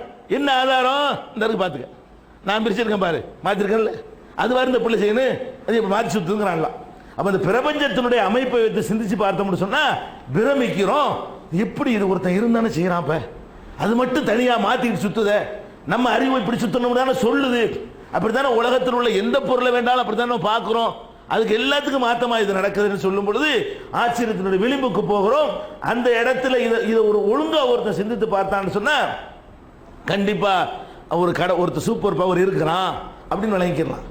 அதே மாதிரி இப்போ சூரியன்கிறது நெருப்புக்கோள் தானே. சூரியன் எல்லாமே நெருப்புக்கு ஹைட்ரஜன் இருந்தால் தானே நெருப்பு இருக்க முடியும். ஹைட்ரஜன் ஃபுல்லாக ஹைட்ரஜன் வாயுக்களாக இருக்கிறதுனால அது எரிஞ்சுக்கிட்டே இருக்குது. எப்போ பார்த்தாலும் எரிந்து கொண்டே இருக்கிற நெருப்பு கோளம் தான் சூரியன் என்பது. அதிலிருந்து பிரிந்து வந்தது தான் பூமி. எல்லாமே எதுலையுமே நெருப்பு கோளை காணோம். அதுலேருந்து எல்லாம் பிரிஞ்சு வந்திருக்கிறது. பிரிஞ்சு வந்ததில் எதுலையுமே நெருப்பு கோளை காணும் இல்லையா? எரிஞ்சுக்கிட்டே இருக்க மாட்டேங்குது. நட்சத்திரங்கள் தான் எரியுமே தவிர கோள்கள் எல்லாம் எரியாது. சந்திரன்லேருந்து உங்களுக்கு வெளிச்சம் வருதுன்னா அது ஒரு வெளிச்சம் கிடையாது, அது ஒரு ரிஃப்ளெக்ட். நம்ம அந்த இது பண்ணுவாங்கல்ல ரேடியம் மாதிரி, அந்த வெளிச்சத்தை வாங்கி பிரதிபலிக்கிறது, அதுதான் சந்திரனில் இருக்கே தவிர சந்திரன்லாம் மண்ணு மாதிரி தான் இருக்கும். சந்திரன் அதெல்லாம் போய் இறங்கணும். சந்திரன் மண்ணு மாதிரி இருக்கனால தான் போய் ஆம்ஸ்டாங்கால போய் இறங்க முடிஞ்சு. மண்ணுலேருந்து பார்த்தா சந்திரன் வெளிச்சம் அடிக்காத மாதிரி. இது சந்திரனா தெரியும் அவனுக்கு. சந்திரன்லேருந்து இதை பார்த்தான்னா இது ரிஃப்ளெக்ட் ஆகி இது ஒரு சந்திரனா அவனுக்கு தெரியும். அப்போ இதுல எல்லாம் நெருப்பு ஹைட்ரஜன் கிடையாது, முழுக்க முழுக்க ஹைட்ரஜனாக இருக்கு. ஹைட்ரஜன் இருக்கிறது, முழு ஹைட்ரஜன் மட்டுமாக இருக்கிறது சூரியன் பார்க்கிறோம். அந்த சூரியன்லேருந்து பிரிந்து வந்த இந்த கோள்களை எடுத்து பார்த்தீர்களே ஆனால் பூமி மட்டும் ஒரு ஸ்பெஷலா அதுக்குன்னு ஒரு மெனக்கட்டு வேலை செஞ்ச மாதிரி, அதுக்குன்னு யாரோ ஒருத்தர் ப்ரோக்ராம் பண்ண மாதிரி தான் பூமியுடைய அமைப்பு இருக்குமே தவிர அது ஒரு நம்மளே ஆச்சரியத்தின் விளிம்புக்கு போயிடுவோம். எப்படி போயிடுவோம்? இப்போ சூரியன்லேருந்து பிரிந்த இந்த 9 கோள்கள்லையுமே இதில் மட்டும்தான் ஆக்சிஜன் இருக்குது. நீங்கள் இருக்கிற பூமியில் மட்டும்தான் இருக்கு ஆக்சிஜன் என்ற இந்த பிராணவாயுங்கிறாங்கல்ல, அந்த ஆக்சிஜன் என்பது காற்றுலையும் தண்ணீர்லையும் கலந்து இருக்கிறது. எங்கே தான்? பூமியில் மாத்திரம் ஆக்சிஜன் இருக்குது. வேறு எங்கேயுமே புதனில் போனீங்கன்னா கிடையாது, ஆக்சிஜன் கிடையாது. அதே மாதிரி வெள்ளியில் ஆக்சிஜன் கிடையாது, அதுக்கு கீழே உள்ளதுலையும் கிடையாது. அதனால தண்ணி இருக்கான்னு பார்த்துட்டு இருக்காங்க. செவ்வாய்க்கு இறக்கி விட்டாங்களா, ஆட்களை இறக்கி விட்டாங்களே, ஆட்கள் இல்லை எந்த இடத்துல அனுப்பி விட்டாங்க இல்லையா? செவ்வாயில் என்னத்தை படம் எடுத்து அனுப்புகிறான், அதில் ஏதாவது தண்ணி இருந்துச்சா? தண்ணி இருந்தால் கண்டிப்பாக ஆக்சிஜன் இருக்கும்ல. தண்ணி இருந்துச்சுன்னு சொன்னால் கண்டிப்பாக அங்கே என்ன இருக்குன்னு ஆக்சிஜன்கிற அந்த பொருள் இருந்தால் தான் தண்ணி இருக்க முடியும். அப்போ ஹைட்ரஜன் ஆக்சிஜன் சேர்ந்தா தான் தண்ணி. தண்ணின்னு சொன்னாலே என்ன அர்த்தம்? 2 மடங்கு ஹைட்ரஜனும் 1 மடங்கு ஆக்சிஜனும் சேர்ந்தா தண்ணி ஆகிக்கிறோம். வெறும் ஹைட்ரஜனாக இருக்கிறதோட ஒரு 200 ஹைட்ரஜன் ஒரு 100 ஆக்சிஜன் கலந்தீங்கன்னா தண்ணி ஆகி போயிடும். 2 மிக்ஸ் பண்ணி விட்டால் தண்ணி ஆகி போயிடுது. அப்போ தண்ணியிலே ஆக்சிஜன் இருக்கிறது, இந்த காற்றுலையும் இருக்கிறது. இந்த ஆக்சிஜன் இருந்தால் தான் நம்மளால் வாழ முடிகிறது. சோத்துனால மட்டும் நம்ம வாழலை. இந்த பூமியில் இருந்து என்ன செய்கிறோம்? காற்றில் இருக்கிற ஆக்சிஜனை உறிஞ்சிட்டு அதை வெளியே தள்ளிக்கிட்டு இருக்கிறோம். மறுபடியும் உண்டாக்கிட்டு இருக்காது ஒரு விஷயம். நம்ம ஆக்சிஜனை எடுத்துட்டு தான் என்ன செய்கிறோம்? உலகத்தில் வாழ்ந்து கொண்டிருக்கிறோம். இப்போ நம்ம என்ன ஆச்சரியத்தின் விளிம்புக்கு போகிறோம்னு சொன்னால், சூரியனிலிருந்து எல்லாம் பிரிஞ்சு இருக்கிற அந்த பொருள் முழுக்க முழுக்க ஹைட்ரஜன் தான் அதில் இருக்கிறது, எரிஞ்சு கொண்டே இருக்கிறது. அதை குளிர செய்யுது, தண்ணி ஆக்குவதற்குரிய எந்த சாமானும் சூரியன்ல இல்லை. அந்த ஆக்சிஜன் அதிலிருந்து பிரிஞ்சு இருக்குமையானால் அந்த நெருப்பை அணைத்து தண்ணீரா மாத்திருத. அதன் ஆக்சிஜன் நெருப்போட போய் சேர்ந்து அதையே தண்ணீராக மாற்றிவிடக்கூடிய தன்மை இருக்குத. இந்த பொருள் சூரியனுக்கு எதிரான பொருள். சூரியன்ல இப்ப ஆக்சிஜன் இருக்குன்னு வைங்களேன், எல்லா நெருப்பும் தனியா போயிரும்ல. அது தண்ணியா மாற்றக்கூடிய பொருள் இதுல மட்டும் ஸ்பெஷலா இருக்குது. இது எங்க இருந்து வந்துச்சு? அப்படியே சூரியன்ல இருந்து பிரிஞ்சுங்கிறீங்க. சூரியன்ல ஆக்சிஜன் கிடையாது, அதனால புதன்ல இல்ல, அதனால சனியில இல்ல, அதனால செவ்வாயில இல்ல, அதனால வியாழன்ல இல்ல, ஒண்ணுலயுமே இல்ல, எதுலயுமே ஆக்சிஜன் கிடையாது. அப்ப இதுல மாத்திரம் அதுதான் அல்லாஹ் சொல்றான், பூமியில மனிதனை நான் படைக்க போகிறேன், இன்னி ஜாயிலுன் ஃபில் அர்லி ஹலீஃபா, பூமியில நான் ஒரு வழித்தோன்றலை உருவாக்க போகிறேன் என்று இந்த பூமியை பர்பஸால என்ன செய்யறேங்கிறான், தேர்ந்தெடுக்கிறேங்கிறான். அடே நான் உட்காந்து அதுவா பிரியல, அதுவா பிரிந்தால் ஒன்னுலையும் ஆக்சிஜன் இருக்கக்கூடாது, எல்லாம் ஒரே மாதிரியாக இருக்க வேண்டும். அதிலிருந்து பிரிந்த எல்லாமே ஒரே மாதிரியாக இருக்க வேண்டும். அல்லது பூமி ஒரு தூரத்தில் வந்துருச்சுல, தூரத்துக்கு போயிட்ட காரணத்தினால் அதுல ஆக்சிஜன் வந்து உண்டாகி போச்சு அப்படின்னு சொன்னீர்களே, ஆனால் பூமியை விட தூரமா இருக்கு, அதுல இருக்கணும்ல. அதாவது எப்ப உங்க லாஜிக்கு சரியா வரும்னு கேட்டா, ஒன்னு சூரியனுக்கு பக்கத்தில் அடுத்ததா பூமி இருக்கணும், அல்லது இருக்கிற கோள்கள்ல கடைசியா இருக்கணும். அப்படி இருந்தால் என்ன காரணம் சொல்லியிருப்பாங்க, கடைசியா வந்துருச்சுல, அதனால அது அப்படி இழந்து அது தனியாக அவன் சேர்ந்துக்கிறேன்னு சொல்லிவிடுவாங்க. ஆரம்பத்தில் இருந்துச்சுன்னு வைங்க, அப்போ கூட ஏதாவது சொல்லிவிடுவாங்க, ஏதாவது ஒரு தத்துவத்தை போட்டு அதனால தான் அப்படி இருக்குன்னு சொல்லிவிடுவாங்க. இங்கே என்ன நடக்குதுன்னு கேட்டா, பூமிக்கு முன்னாடி 2 கோள்கள் இருக்கிறது, பூமிக்கு முன்னாடி ஒரு 5 கோள் இருக்கிறது, 6 இருக்கிறது, பூமிக்கு பின்னாடி ஒரு 6 கோள்கள் இருக்கிறது, பூமிக்கு முன்னாடி ஒரு 2 கோள்கள் இருக்கிறது. ஆக மொத்தம் 9 கிரகங்கள். இந்த 9ல பூமிக்கு முன்னாடி உள்ள 2லையும் என்ன இல்லை, ஆக்சிஜன் கிடையாது. பூமிக்கு பிந்தி உள்ள 6 கோள்கள்லையும் ஆக்சிஜன் இல்லை. அதுல மட்டும் ஸ்பெஷலா இருக்கிறது, அதுல மட்டும் காத்துலையும் அந்த ஆக்சிஜனை வச்சிருக்கிறான், தண்ணீர்லையும் அந்த ஆக்சிஜனை வச்சிருக்கான், 2லையும். மீன்கள் வந்து தண்ணீர்ல இருந்து அதை எடுத்துக்கொள்கிறது, நம்ம வந்து காத்துல இருந்து எடுத்துக்கிறோம். சில மீன்களுக்கு தண்ணீர்ல இருக்க முடியாது, தலையை எடுத்து மேலே வந்து என்ன செய்யும், இழுத்துட்டு ஓடி போயிடும். சில மீன்களுக்கு, இந்த செதில் உள்ள மீன்களுக்கு என்ன செய்யும், இப்படி தண்ணியை குடிச்சு ஆக்சிஜனை உருவிட்டு வெறும் தண்ணியை வெளியே விட்டுக்கிட்டு இருக்கும். அதுதான் வாய் குழந்தைருக்கு இப்படி ஒன்று இருக்குல்ல, சைடில் வெட்டி விட்டுருக்காங்கிறோம்ல, அதில் ஒரு அர்த்தத்தோட எல்லாம் வெட்டி விட்டுருக்காங்க. வணங்குதா, இங்கிட்டு நம்மளுக்கு மூக்கில் இழுத்துட்டு இங்கிட்டு வெட்டி விட்டா முடியாது. நம்ம தண்ணியை மூக்கில் எடுத்துன்னு வைங்க, ஆள் அவுட்டா போயிடுவோம். அப்போ தண்ணியை எடுத்து தண்ணியிலேருந்து நமக்கு பிரிக்க முடியலை, காற்றுலேருந்து பிரிக்க முடியுது. அப்போ காற்றை எடுத்து இப்படி எடுத்து வாயை வழியாக விட்டு இழுத்துட்டு போயிடுறோம். 2 மூக்கு இருக்குது, தண்ணியில் இந்த மாதிரி பிரிக்க முடியல. மீன்களுக்கு என்ன முடியும், தண்ணீரில் இருந்த தேவையான ஆக்சிஜன் எடுத்துக்கிட்டு மற்றதை ஹைட்ரஜன் எரிஞ்சிருது வெளியே விட்டுருதுங்கிறத பார்க்குறோம். இப்போ நம்ம என்ன கவனிக்கிறோம்னு கேட்டால், இந்த பிரபஞ்சம் வந்து நீங்கள் எதை கண்டுபிடிச்சிருக்க விஞ்ஞானிகள்லாம், சூரியனிலிருந்து பிளந்து வந்தவை என்று கண்டுபிடிச்சிட்டேன். அதை தானே கண்டுபிடிச்சிங்க, அது ஏன் மாற்றி சுத்துது வெள்ளின்னு ஒன்றால் கண்டுபிடிக்க வேண்டியதா, முடியலை. இதில் மாத்திரம் எப்படி ஆக்சிஜன் வந்துச்சுன்னு கண்டுபிடிக்க முடிஞ்சா, இதை விட குளிர்ச்சியானது மற்றதெல்லாம். அதாவது சூரியனுக்கு பக்கத்தில் இருக்க 2 இருக்கு பாருங்க, அது பயங்கர வெப்பம், பக்கத்தில் வெப்பமாக தானே இருக்கு. சூரியனுக்கு பக்கத்தில் ஃபர்ஸ்ட் பக்கத்தில் இருக்கிறது புதன். புதன்ல நம்ம எல்லாம் இருந்துடுவீங்க, இருக்கிறதா கிட்ட நெருங்கினோடனே உங்களை வந்து கறிக்க சாம்பல் ஆயிருவீங்க, சாம்பல் கூட மிஞ்சாது, அதை விட ஒண்ணும் இல்லாமல் எரிச்சு விடும். அவ்வளவு வெப்பம் எங்க இருக்கும், புதன்ல இருக்கும். அதுக்கடுத்து வெளியில வந்தீங்கன்னு வைங்க, அந்த வெப்பத்தை நம்மளால தாங்கிக் கொள்ள சூரியனுக்கு பக்கத்தில் 2 இருக்கிறது. பூமி வந்து ஒரு கரெக்ட், அதாவது நம்மளால தாங்குற அளவுக்கு உள்ள தூரத்தில் அது ஒன்று தான் இருக்கிறது. பூமிக்கு இங்கிட்டு கீழே வந்தீங்கன்னு வைங்க, செவ்வாய்க்கோ சனிக்கோ வியாழனுக்கோ வந்தீங்கன்னு வைங்க, வந்த குளூரில் வேற ஐஸ் கட்டி ஆயிருவீங்க, நீங்க ஐஸ் ஆயிருவீங்க. அந்த வேற கோள்களாக இருந்தால், நம்ம அதில் மனிதன் இருந்தான்னு வைங்களேன், அப்படி விரைச்சி போயிட மாட்டோம், நம்மளே ஐஸ் பாலம் ஆயிரும், அப்படியே நம்மளை எடுத்து வெட்டி போட்டுக்கலாம், எல்லாத்தையும் அந்த மாதிரி ஆக்கிவிடும். அப்போ அவ்வளோ குளிர்ச்சி இந்த பக்கம் இருக்கிறது. அப்போ அதிகமான குளிர்ச்சிகள் இருக்கக்கூடிய ஒரு கோள்களில் கூட என்னத்தை காணா, ஆக்சிஜனை காணவில்லை, அதிகமான வெப்பம் உள்ளதிலையும் காணவில்லை. நடுவில் மாத்திரம் இது இருக்கக்கூடிய காட்சியை பார்க்கும் பொழுது, இது அங்கேருந்து பிரிஞ்சு இருக்குது, அதுவா பிரியல. அதுவா பிரிந்தால் இப்படி ஒன்று எக்ஸ்ட்ரா இதுக்கு மட்டும் விசேஷமா இருக்கக்கூடாது. அதுல இருந்து பிரிஞ்சிருக்குங்கிறீங்கப்பா, இது தனி கோள் யாரும் ஒத்துக்கிற மாட்டேங்கிறீங்க, அதுல இருந்து பிரிஞ்சிருக்குங்கிறீங்க, அதுல இருந்து பிரிஞ்சது உண்மை. அதுவா பிரிந்ததா, ஒருவன் பிரித்தானா, ஒருவன் பிரித்திருக்கிறான், அவன் அந்த உன்னுடைய அறிவுக்கு எட்டாத ஒரு விஷயத்தை கொண்டு இதுல மட்டும் ஸ்பெஷலா வைத்திருக்கிறான் அப்படின்னு நினைக்கக்கூடிய நேரத்தில் நம்முடைய நம்பிக்கை அதிகமாகும். கண்டிப்பா ஒரு கடவுள் இல்லாமல், ஒரு சூப்பர் பவர் இல்லாமல் இந்த வேலை இந்த நடந்திருக்க முடியாது அப்படிங்கிறத பார்க்கிறோம். அதே மாதிரி இந்த பூமியில மாத்திரம் நீங்க பார்த்தீங்கன்னு சொன்னா இன்னொரு அதிசயத்தை நீங்க பார்க்கலாம். பூமியில பொதுவா எல்லாமேங்க கரெக்டான அந்த சுத்துறது இருக்குல்ல, சுத்துறது வந்து கிழக்கு இருந்து மேற்கு நோக்கி சுத்துது. அப்ப அப்படி சுத்தி கொண்டிருக்கக்கூடிய நேரத்தில் எந்த இடத்துல சுத்துதல் இல்லாம இருக்கிறதோ அதை மையம்னு சொல்லுவோம். துருவம்ங்கிறோம்ல, வட துருவம் தென் துருவங்கிறோம், அந்த இடத்துல சுத்துதல் இருக்காது. சுத்துற எந்த ஒரு உருண்டையை சுத்தி விட்டாலும் அந்த இந்த சுத்தி விட்டோன்னு வைங்களேன், இந்த இடத்துல வேகமாக இருக்கும் சுழற்சி, போக குறைஞ்சிட்டே வரும். இந்த இடத்துல சுத்துதல் இருக்காது, புள்ளி பாயிண்ட்ல சுத்தாது, அப்படி நிற்க அச்சு மாதிரி. அப்போ அந்த மாதிரி மைய பிரதேசங்கள் இருக்கு பாருங்களேன், எல்லாமே எப்படி சுத்துதுன்னு கேட்டால், சூரியன் இதுன்னு வைத்துக்கிட்டோமே ஆனால் சூரியனுக்கு பக்கத்தில் சுற்றிக்கிட்டு இருக்கு, தன்னை தானே சுற்றுது, இப்படியும் சுற்றிக்கிட்டு இருக்குது, தன்னைத்தானே சுத்தவும் செய்யுது, இப்படி சூரியனையும் சுற்றி இப்படி சுழன்று கொண்டு இப்படி நவண்டுக்கிட்டு வருது. தன்னைத்தானே சுற்றுறத ஒரு நாள்னு சொல்லுவோம் பூமியை பொறுத்த வரைக்கும், இதை சுற்றி முடிக்கிறது ஒரு வருஷம்னு சொல்கிறோம். இப்படி இப்படி சுற்றி பிறண்டுக்கிறதுல இரவு பகலை காட்டிக்கிறது பாருங்களேன், சூரியனுக்கு நேரம் இப்படி முகத்தை வைத்துக்கொண்டு இப்படி ஒரு பிறல் பல் இருக்கு 24 மணி நேரம். அப்படி பிறண்டுக்கிட்ட என்ன செய்யுதுன்னு கேட்டால், அந்த சூரியனை ஒரு ரவுண்ட் அடிச்சிருது. சூரியனை ஒரு ரவுண்ட் அடிக்கிறதுக்குரிய காலத்தை நம்ம என்ன செய்கிறோம், ஒரு வருஷம்னு சொல்கிறோம். எல்லா கோள்களும் எப்படி சுத்தும்னு கேட்டால், அந்த நேர சுத்தும்.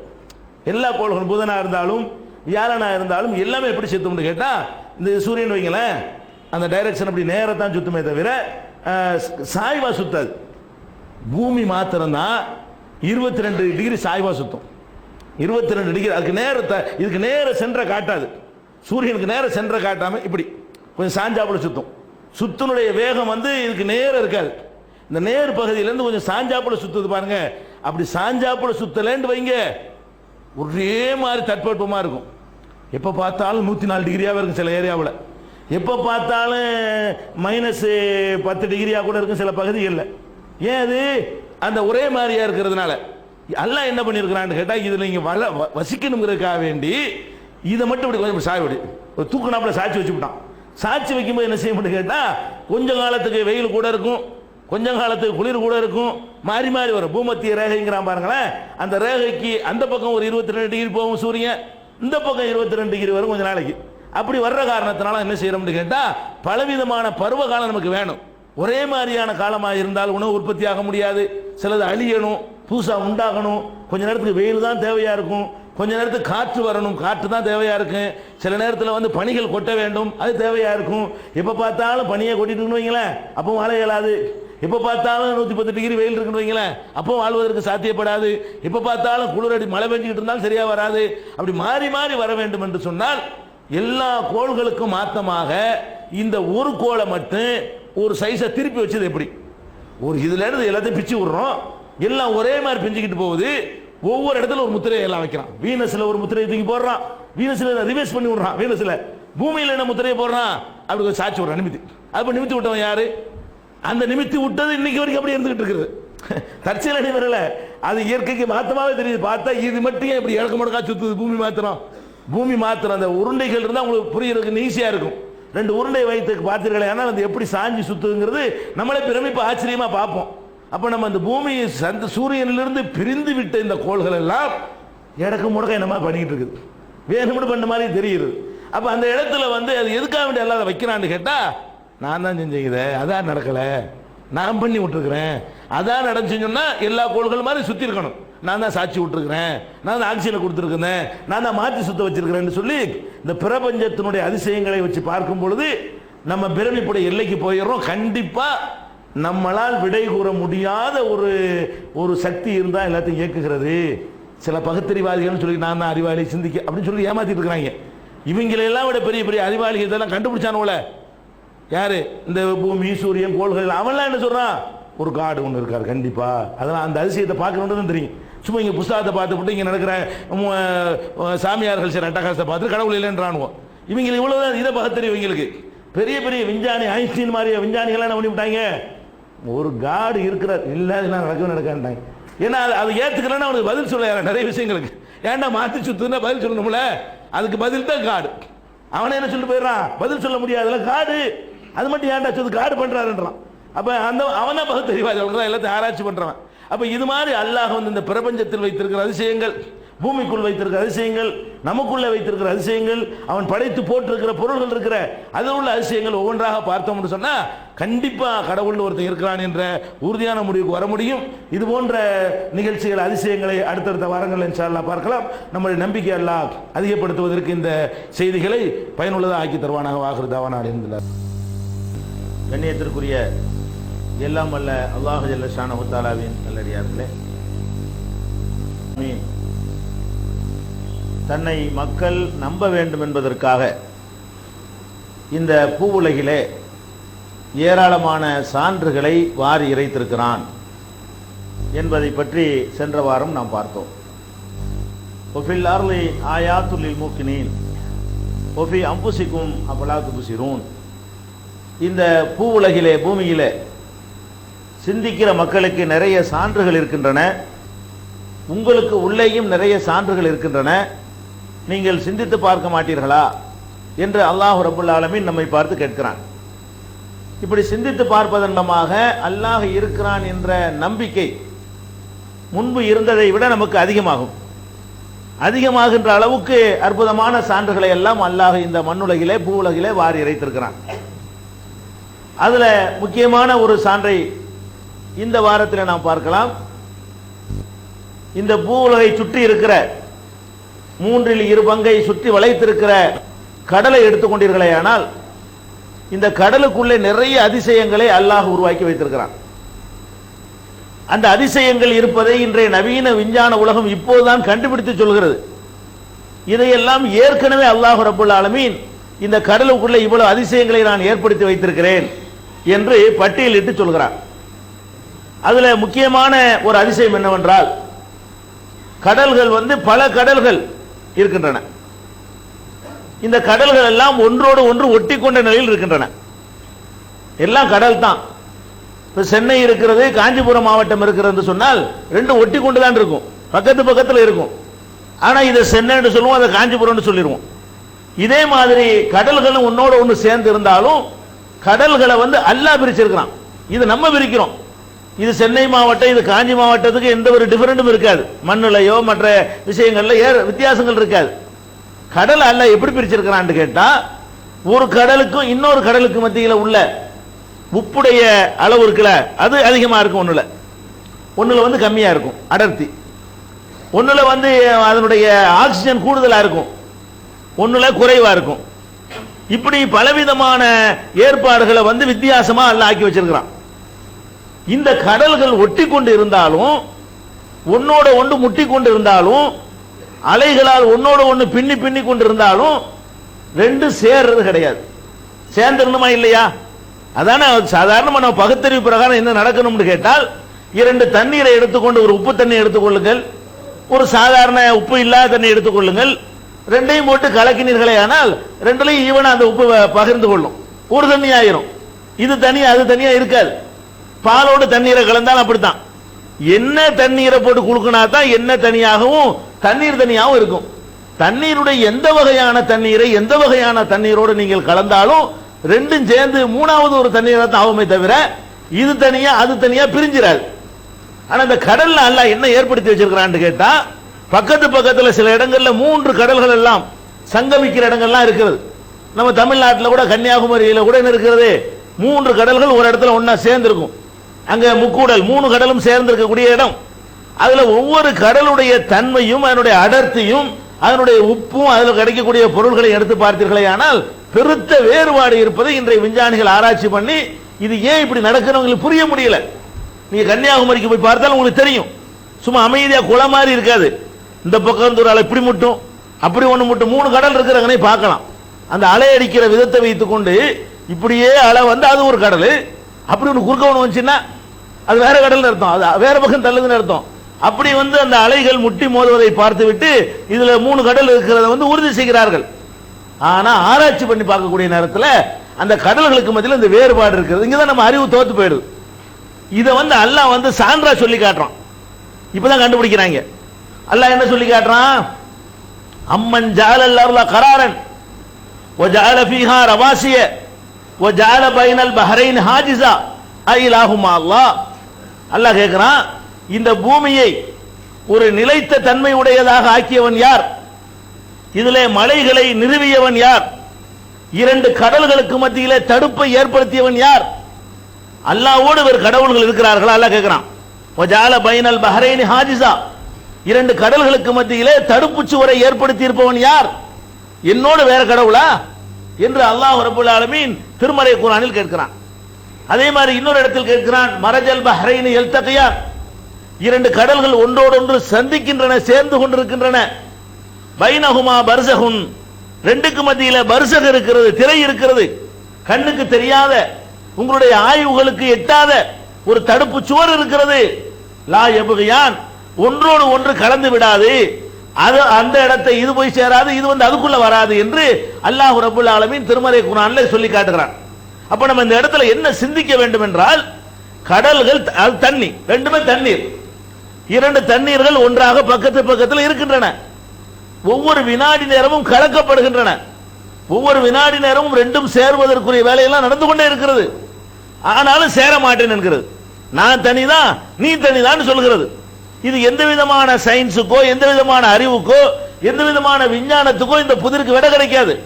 என்ன சொல்றான், அப்படி இருக்குதுங்கிற ஒரு விஷயத்தை கண்டுபிடிச்சு சொல்வானே தவிர இது ஏன் அப்படி இருக்கிறது, ஏன் சேர்வது இல்லை, எண்ணெயும் தண்ணீரும் போன்ற ஒரு தன்மை எப்படி ரெண்டு தண்ணீருக்கு வரும் என்று ஆராய்ச்சி பண்ணிவிட்டு இதை வைத்து இஸ்லாத்திற்கு வந்த அறிஞர்கள் எல்லாம் இருக்கிறார்கள். இது எப்படி குர்ஆன் முன்னாடியே சொல்கிறது? படைச்சவனா இருக்க போய் தான் சொல்ல முடிகிறது. இதை எப்படி சொல்ல முடியும் என்றால் 14 நூற்றாண்டுக்கு முன்னாடி இதை சொல்வதாக இருந்தால் எவன் படைச்சான் அவனுக்கு மட்டும்தான் இது தெரியும். இன்னைக்கு வேண்டா எல்லாம் கண்டுபிடிச்சு ஆராய்ச்சி பண்ணி இப்படி இருக்குது அப்படி இருக்குன்னு சொல்லலாம். 1400 ஆண்டுகளுக்கு முன்னாடி ரெண்டு கடல் இருக்குது, அதுக்கு தடை இருக்குன்னு சொன்னா அது எப்படி சொல்ல முடியும்? அவன் படைச்சவனுடைய வார்த்தை என்ற குர்ஆனுக்கும் சான்றா இருக்கிறது. இந்த அதிசயமும் அல்லாஹ் இருக்கிறது நமக்கு சொல்லுதா இல்லையா? ஒருத்தன் இருந்து கொண்டு அடே பகுத்தறிவுங்கிறிய, உன் பகுத்தறிவு தோற்று போகிற காரியங்களை எவ்வளவு செய்து வைத்திருக்கிறேன், உன் பகுத்தறிவினால் விடை சொல்ல முடியாத புதிர்களை எவ்வளவு போட்டு வைத்திருக்கிறேன், இதுக்கெல்லாம் மேல நான் ஒருத்தர் இருக்கிறேன். உன் அறிவு சொல்லுது ரெண்டும் கலந்து விட வேண்டும் என்று சொல்கிறது. உன்னுடைய ஆராய்ச்சி முடிவு சொல்லுகிறது ரெண்டும் ஒன்னோட ஒன்னு ஒட்டி ஒரு கடல் ஆகிவிட வேண்டும் என்று சொல்கிறது. சுவர் சீன பெருஞ்சுவர் மாதிரி நான் சுவரெல்லாம் கட்டி வச்சிருக்கல, உனக்கு தெரியுற மாதிரி.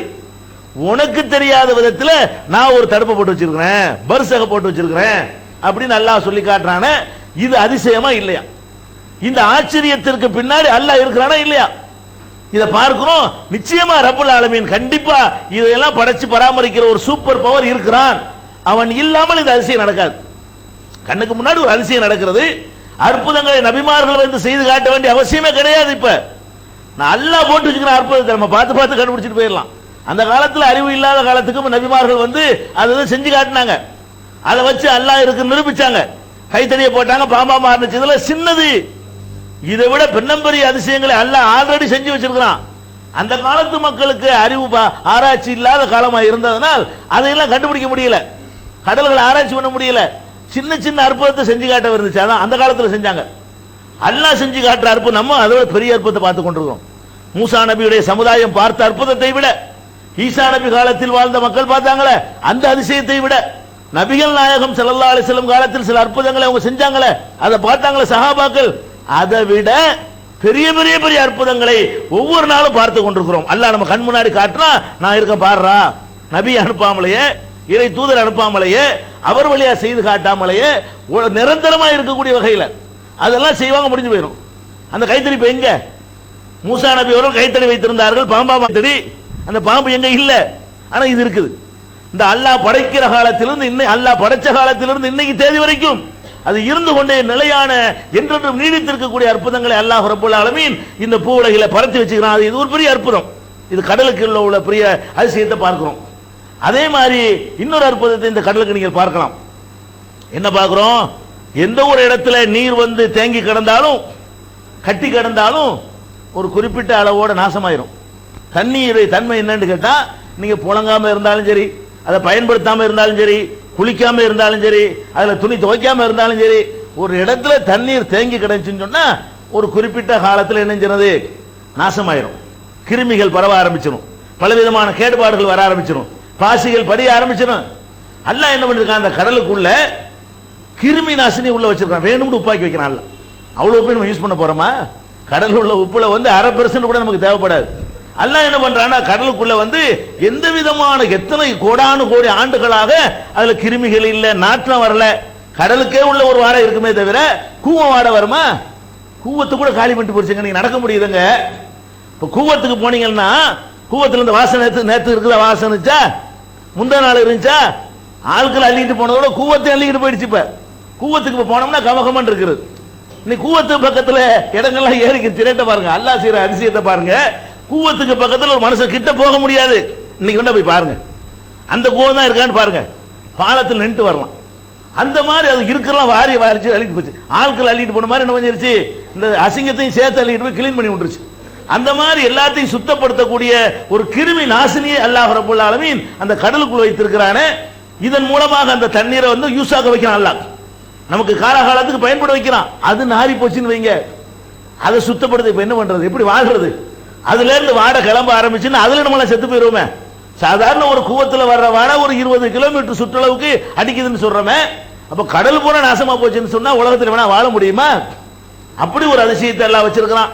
அதை விட ஒரு பெரிய அதிசயம் என்னன்னு கேட்டா, கடலுக்குள்ள எந்த பொருளும் அது ஏத்துக்கவே செய்யாது. எதிர்த்து நின்று ஃபைட் பண்ணா மாத்திரம்தான் கடலுக்குள்ள இருக்க முடியுமே தவிர, கடலுக்குரிய தனித்தன்மை என்னன்னு கேட்டா, எதா இருந்தாலும் வெளியே தள்ளிப்படும். எதுவா இருந்தாலும் சரி, கடல்லையே வாழ்கிற மீனா இருந்தாலும் சரி, செத்துச்சுன்னா வெளியே வந்துடணும். உசுரோட இருக்கிற வரைக்கும் அதை எதிர்த்துக்கிட்டு நிக்கணும். கடலுடைய தன்மை என்ன, ஆழத்துல நடுவுல கொண்டு நீங்க போட்டுட்டு வந்தாலும் சரிதான், பள்ளத்துல கொண்டு இறக்கிட்டு வந்தாலும் சரிதான், அதை எதிர்த்து நின்று நிக்கிற வரைக்கும் தான் அந்த கடல் ஏத்துக்கணும். எதிர்த்து நிக்கல என்று சொன்னால் கடல் வந்து எல்லாத்தையும் வெளியே கொண்டாந்து தள்ளிடும். இப்ப இழுத்துட்டு போனுச்சுல, அதுல ஒரு அதிசயம் என்னன்னு கேட்டா, இப்படி தள்ளுவதற்கு சொல்லி வச்ச மாதிரி 24 ஹவர்ஸ் தான் எடுத்துக்கிறது. 24 மணி நேரத்துக்கு மேல எந்த பொருளும் கடலுக்குள்ள இருக்காது. நம்மளே இழுத்துட்டு போச்சுன்னு வைங்களேன், நம்ம உயிரோட நின்று போராடுவோம்ல, அந்த கணக்கு கழிச்சிடணும். அப்ப நம்ம எதிர்த்து நிக்கிறோம். கடலுக்குள்ள இழுத்துட்டு போகாம நம்ம என்ன செய்யறோம், தப்பிக்க முயற்சி பண்றோம். அதெல்லாம் போய் மண்டையை போட்டோன்னு வைங்க, மண்டையை போட்ட உடனே 24வது மணி நேரத்துல கொண்டாந்து தள்ளிடும். மெரினாவுல எடுத்துட்டு போனது வேண்டாம், பலவர்காடுல கொண்டாந்து தள்ளலாம். இந்த இடத்துல கொண்டா கரெக்டா தள்ளும்னு சொல்ல இயலாது. ஆனா தள்ளிப்படும். கணக்குள்ள என்ன செய்யாது, கடலை வச்சுக்கிறவே செய்யாது. எந்த பாடி இப்ப கடலுக்குள்ள இருக்குன்னு சொல்ல முடியாது. சும்மா கட்டுக்கதை விட்டு அடிச்சிட்டு இருப்பாங்க. கடல்ல மாடி எல்லாம் கிடக்கிற மீன் எல்லாம் சாப்பிட்டு விட்டது, அந்த மீனை நம்ம சாப்பிட்டா நமக்கு வியாதி வந்து விடும். அதெல்லாம் கட்டுக்கதைகள். எந்த பாடியும் கடலுக்குள்ள இருக்க முடியாது, வெளியே கொண்டாந்து தள்ளிவிடும். மீன் எந்த எந்த ஒரு பொருளா இருந்தாலும் சரி, எது இருக்க முடியும், அந்த கடல் தள்ளும் பொழுது பாத்துருவோமான்னு எதிர் நீச்சல் போடுது பாருங்க. உயிர் இருக்கணும். உயிர் இருக்கக்கூடிய ஜீவன்களாக இருந்தால் அது உள்ளுக்குள்ள இருக்கும், எதிர்த்து போராடிக்கிட்டு இருக்கணும். எதிர்த்து போராடாம ஒரு சின்ன மீன் எதிர்த்து போராடல, ஒரு திமிங்கலம், திமிங்கலம் ஒதுங்குது. ஏன் ஒதுங்குது? அது வச்சுக்கிறாரு. நம்ம கிட்ட ஒர்க் பண்றாள் தான் வேணும், வேலை செய்யாத வேட்டையில் வெளியே போ, அப்படி வெளியே தள்ளி சிமிங்கலம் சுறா வெளியே வந்துருது. அது வேற என்ன இருக்கும், சில செடி கொடிகள் மாதிரிலாம் உள்ள இருக்கிறது, பவள பாறைகள்லாம் இருக்கிறது. அது வேர் பிடித்து நிக்கணும், ஒன்னு எதிர்த்து நிக்கணும், இல்லைன்னா ஊண்டி கொண்டு நிற்க வேண்டும். பவள பாறையெல்லாம் உள்ள இருக்கிறது. அந்த பவள பாறையெல்லாம் அது கடலுக்கடியில் இன்னும் கொஞ்சம் ஆழமாக வேறு ஊன்றி அது பிடித்து கொண்டு இருக்கிறது. கடலுக்குள்ளே செடிகள்லாம் இருக்கிறது, அதுக்கடியில் உள்ள மண்ணுக்குள்ள போய் பிடிச்சுக்கிட்டு வெளியே தள்ள விட மாட்டேன், இதை விட்டு நான் போக மாட்டேன் அப்படின்னு பிடிவாதம் பிடிச்சா வேண்டுமானால் நிற்கும். இது அல்லாம ஒரு மரத்தை வெட்டி நீங்க போட்டாலும் சரிதான், 24 மணி வந்துடும். ஒரு ஆளை வெட்டி உள்ள தள்ளினாலும் சரிதான், 24 மணி நேரத்தில் வெளியே வந்துடும். ஒரு மீன் அதுல செத்து போனாலும் சரிதான், 24 மணி நேரத்தில் வெளியே வந்துடும். அது ஏன் 24 ஹவர்ஸ் தான் கணக்கு வச்சிருக்கான் அல்ல. எவ்வளவு தூரத்துக்கு இழுத்துட்டு போனாலும் சரி, ஒரு 24 மணி நேரத்துக்குள்ள, இது அதிசயமா இருக்கா இல்லையா? அது ஏன் ஒரு நாளுக்குள்ள வந்துருது? ஒரு 3 நாள் கழிச்சு தள்ள வேண்டியதானே? இந்த ஓரத்துல போடுற பொருளுக்கு 24 மணி நேரம் தான் ஆகுது. நடுவுல கொண்டு ஒரு 50 கிலோமீட்டருக்கு அப்பால கொண்டு ஒரு தள்ளி விட்டு வந்தீங்களே, அதை கொண்டு அது பக்கத்தில் எந்த கரை இருக்கோ 24 மணி தள்ளிவிடாது. 24 மணி நேரம் தான். அப்ப அந்த மாதிரி எந்த ஒரு பொருளையும் தனக்குள்ள வைத்துக் கொள்ளாது என்ற ஒரு தனியான ஒரு வித்தியாசத்தை பார்க்கிறோம். இன்னைக்கு பாருங்க, பரப்பிட்டு மீன் வியாபாரிகள் வாயில மண்ணில் போட்டாங்க. நம்மளெல்லாம் உடம்பெல்லாம் சாப்பிட்டுருச்சான். மீன்கள் உடலை சாப்பிடவும் செய்யாது, முதல்ல விளைக்கணும். மனித உடலை மீன் சாப்பிடவே செய்யாது, முதல்ல சாப்பிட்றதுக்கு கிடைக்காது. அதிகபட்சமா என்ன செய்யும்னா, நம்ம தோல்ல அழுக்கு இருக்கும்ல, அதை சுரண்டும். மீன்கள் என்ன செய்யும்னா, குளத்துல குளிக்கிற அனுபவம் தான் உங்களுக்கு எல்லாம் தெரியும். நம்ம உடம்புல உள்ள அழுக்கு ஊறி போயிருக்குமா, அந்த அழுக்கு என்ன செய்யும், சொல்லி சாப்பிடுமே தவிர நம்ம மனுஷனை திங்குமான திங்காது. செத்து போனாலும் திங்காது. உசுரோட இருக்கக்கூடிய நேரத்தில் வேண்டுமானால் ரத்தத்தோட இருக்கிற நேரத்தில் சுறா மாத்திரம் திங்க மனுஷனை. அது ரத்தத்தோட இருக்கணும், செத்து போன பாடியை திங்காது. ரத்தம் ஓடிக்கிட்டு இருக்காது, கடிச்சோன்னு ரத்தம் ருசியா இருக்கணும். செத்து போன பாடியை கடிச்சுன்னு ரத்தம் வராது. ரத்தம் வரக்கூடிய பாடியை கொண்டு தள்ளுன பிடிச்சி சுறா பிடிச்சி சாப்பிடலாம். அல்ல உசுரோட இருக்கும்போது கப்பல்ல இருந்து பிரட்டி விட்டுச்சுன்னு வைங்க, அந்த இடத்துல வந்து சுறா சாப்பிடலாமே தவிர செத்து போன பாடியை எந்த மீனுமே சாப்பிடவும் செய்யாது. அப்ப அந்த மாதிரியான ஒரு அதிசயத்தை அல்லாஹ் ரப்பல் ஆலமீன் இந்த கடலுக்குள்ள வைத்திருக்கிறான். இப்படி ஏராளமான அதிசயங்கள் உள்ளுக்குள்ள பாத்தீங்கன்னா, இப்ப முத்து உண்டாகிற விதத்தை பாருங்க, நமக்கு ஆச்சரியமா இருக்குது. முத்துங்கிறம என்ன அதிசயங்கள் எல்லாம் உள்ள படைச்சு வச்சுக்கிறான்னு பாருங்க. அந்த கடலுக்கு அடியில் கிடக்கக்கூடிய முத்து சிப்பி இருக்குல்ல, சிப்பிங்கிறது ஒரு ஒரு சாதாரண ஒரு பொருள், அது ஜீவன். அது ஒரு கல் மண்ணு மாதிரி நம்ம நினைக்கிறோம், அது ஒரு ஜீவன். அது சூழ் கொள்ள வேண்டிய நேரத்தில் என்ன பண்ணு, அப்படியே கடலுக்கு மேலே வந்து என்ன செய்யும், அப்படியே காட்சி கொடுத்துக்கிட்டே இருக்கும். அந்த மலை துளி ஒன்று உள்ள விழுந்த உடனே என்ன செய்யும், டப்புன்னு முடிக்கணும். அதான் முத்தா வருது. அந்த முத்தை வாங்குவதற்காக வேண்டி இந்த உப்பு தண்ணியில முத்து உண்டாக முடியாது இல்லையா, நல்ல தண்ணி பியூர் தண்ணியா வேணும், அதிலிருந்து தான் முத்து உண்டாகணுங்கிறதுக்காக வேண்டி அந்த கருவை பெறுவதற்காக அல்லாஹ் என்ன பண்றான்னு கேட்டா அதை மேல் நோக்கி வர சொல்றான். வந்து நீச்சல் அடிக்கும். அது சிப்பிகள் வந்து நீச்சல் அடிச்சு அது லேசா வாயை பொழந்துக்கிட்டு நீச்சல் அடிச்சு மேலே வரும். அந்த கரெக்டா அந்த மலை துளி விழக்கூடிய நேரத்தில் ஓபன் பண்ணி டக்குன்னு அதை வாங்கி கொண்டு மறுபடியும் மூடிக்கொள்ளும். மறுபடியும் கீழே போய் பல பல மாதங்கள் வைத்திருந்து அதை உருவாக்கி அது வேற ஒரு பொருளாக்கி தந்துருது. இப்படியான ஒரு அதிசயங்கள். இப்படி கடலுக்குள்ள போனீங்க நிறைய அதிசயம். அந்த மீன்களை பற்றி சொல்லக்கூடியதை பார்க்கிறோம். ஆக்டோபஸ்ங்கிறான், 10,000 20,000 கை அதுக்கு இருக்குது. கை மாறிங்க, நீங்க எல்லாம் போனீங்கன்னா ஒரு சுருட்டு சுட்டி அப்படி சுருட்டி போடும். அந்த மாதிரியான பெரிய பெரிய மீன்கள் எல்லாம் சுத்தி வளைச்சு போடும். அந்த மாதிரியான அதிசயமான பிராணிகளை எல்லாம் அல்லாஹ் உள்ள வைத்திருக்கிறான். பெரிய பெரிய மீன்கள் சின்ன மீனை வேட்டையாடுவதற்காக வேண்டி என்ன பண்றான், சில மீன்கள் வந்துச்சுன்னு சொன்னா வாயிலிருந்து ஒரு பீச்சு அடிக்குமா, ஒரு கலரை அப்படி அந்த இடம் கருப்பா இருட்டா போயிடும். ஒரு இடத்துல வரும்பொழுது வேகமா ஒரு கலர் ஒன்று அடிக்குமா, அடிச்சோன்னு அந்த ஏரியா அப்புறம் கருப்பா போயிடும். இருக்கிறதெல்லாம் அப்படி சாப்பிட்டு போடும். இதுக்கு மட்டும் கண்ணு தெரியும். அந்த மீன்களை வேட்டையாடு இருந்த இடத்துல இருந்து வேட்டையாடுவதற்காக வேண்டி இப்படி சில டெக்னிக்குகள் எல்லாம் கொடுத்து பலவிதமான ஜீவன்களை பார்க்கலாம். இன்னும் சொல்ல போனால் இந்த கடலுக்கு உள்ள அந்த ஜீவனுடைய அழகுகள் இருக்குது. இந்த மீன் வளர்க்க மீன் தொட்டில போய் பார்க்கலாம். நீங்க மீன் தொட்டில போய் பாருங்க. கடலுக்கு உள்ள போய் தண்ணிக்குள்ள எடுக்கக்கூடிய கேமரா கொண்டு போய் உள்ளுக்குள்ள உள்ள மீன்களுடைய வாழ்க்கை, சிப்பியுடைய வாழ்க்கை, அந்த ஆக்டோபஸுடைய வாழ்க்கை, கடல் பாறைகளுடைய தன்மை, அதுல என்னென்ன பவளப்பாறை எப்படி அமைந்திருக்கிறது, இப்படி எல்லாத்தையும் எடுத்துக்கொண்டாந்து டாக்குமெண்ட்ரி படமாக வீடியோ கேசட்டா நீங்கள் பார்க்கலாம். அதை போட்டு பார்த்தீங்கன்னு சொன்னா சொல்லி காட்ட முடியாது. அதை அந்த கேசட்டை போட்டு பார்த்தோம்னு சொன்னா நிச்சயமா இதெல்லாம் ஒரு சூப்பர் பவர் இருந்தான்னு செய்யறான். நம்ம எல்லாம் மிஞ்சி நமக்கெல்லாம் மேல ஒருத்தர் இருந்து கொண்டு அவனுடைய உத்தரவில் தான் இவ்வளவு நடக்க முடியுமே தவிர இதுல ஒண்ணுமே இயற்கை இல்லை என்று நம்ம முடிவுக்கு வந்துடலாம். அந்த மாதிரியான ஒரு அதிசயங்களை அல்லாஹ் ரப்பல் ஆலமீன் கடல் முழுக்க நிறைத்து வைத்திருக்கிறான். இந்த அதிசயங்களை கண்டு நம்ம என்ன செய்யணும், அல்லாஹ் ஒருத்தன் இருக்கிறான் என்ற நம்பிக்கையை வலுப்படுத்திக் கொள்ள வேண்டும். கடலில் இருக்கிற அதிசயத்தை விட நம்ம வசிக்கிற இந்த பூமிக்குள்ள அல்லாஹ் எண்ணற்ற அதிசயங்களை வைத்திருக்கிறான். அந்த அதிசயங்களையும் பார்த்து அல்லாஹ் இருக்கிறார் என்பதை நம்ம அறிந்து கொள்வோம். இன்ஷா அல்லாஹ் அது பற்றி அடுத்தடுத்த வாரங்களில் பார்க்கலாம். அஸ்ஸலாமு அலைக்கும் வரஹ்மத்துல்லாஹி வபரகாத்துஹு. கண்ணியத்திற்குரிய எல்லாம் வல்ல அல்லாஹ் ஜல்ல ஷானஹு வ தஆலாவின் நல்லடியார்களே, அல்லாஹுடைய பேரருளால் அவனுடைய முக்கியமான ஒரு கடமையை நிறைவு செய்வதற்காக நாம் எல்லாம் இங்கே குழுமி இருக்கிறோம். அல்லாஹ் ஜல்ல ஷானஹு வ தஆலா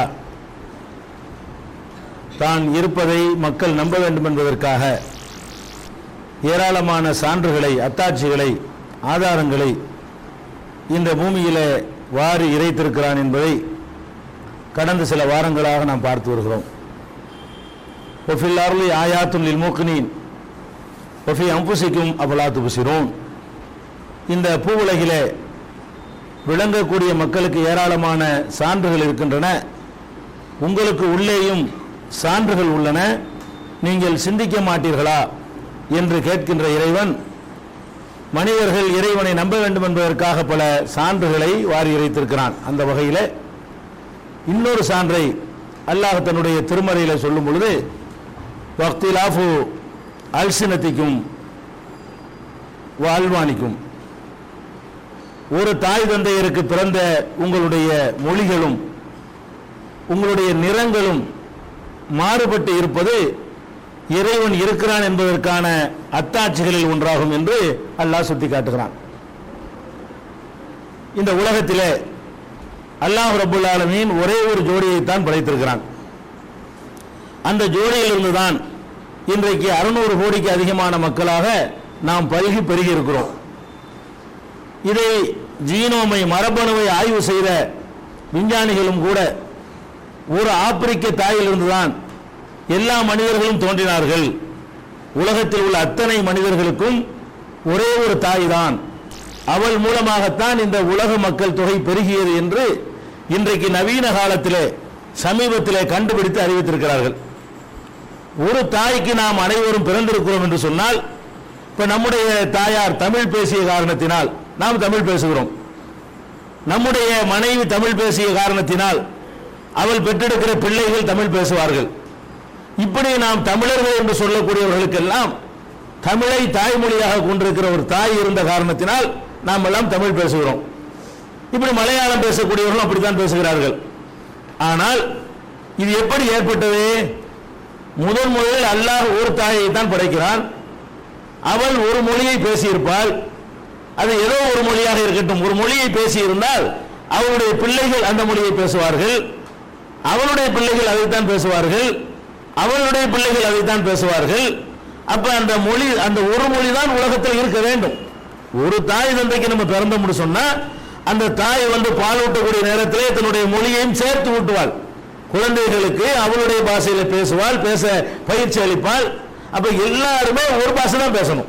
எந்த ஒரு பாஷையை, தமிழா இருக்கட்டும், மலையாளமா இருக்கட்டும், அரபியா இருக்கட்டும், ஆங்கிலமா இருக்கட்டும், ஏதோ ஒரு பாஷையை அந்த தாய் பேசி இருந்தால் உலகத்தில் உள்ள அத்தனை மாந்தர்களுமே ஒரு பாஷையை தான் பேசியாக வேண்டும். ஏன்னா தாய் அப்படி ட்ரைனிங் கொடுக்கிறாள். நம்ம ஏன் தமிழ் பேசுகிறோம்? நம்ம அம்மா அப்படி ட்ரைனிங் கொடுத்தாங்க, அதெல்லாம் நம்ம பேசுகிறோம். நம்முடைய பிள்ளைகள் நம்ம தமிழ் மொழியை பேசுகிறது, நம்ம மனைவி அவங்களுக்கு அந்த மாதிரி ட்ரைனிங் கொடுக்குறாங்க. அப்ப நம்முடைய தாயார் ஏன் தமிழ் பேசினார்கள்? அவங்களுடைய தாயார் தமிழ்ல அவங்களுக்கு ட்ரைனிங் கொடுத்தாங்க. இப்படித்தான் மொழிகளை எடுத்து பார்த்து, அதுதான் தாய் மொழின்னு வர சொல்றான். தந்தையை கூட சொல்லாம மொழியை குழந்தைகளுடைய உள்ளத்தில் ஊட்டுவதில் தகப்பனை விட தாய்க்கு தான் பங்கு அதிகம். தகப்பன் வெளிநாட்டில் சம்பாதிக்க போயிடுவான். எல்லா நேரமும் அந்த குழந்தைகளோட பேசி பேசி அந்த மொழியை திணிக்கக்கூடிய அதிகமான பங்கு தாய்க்கு இருக்கிறது. அதனால நம்ம தாய்மொழி என்று சொல்கிறோம்.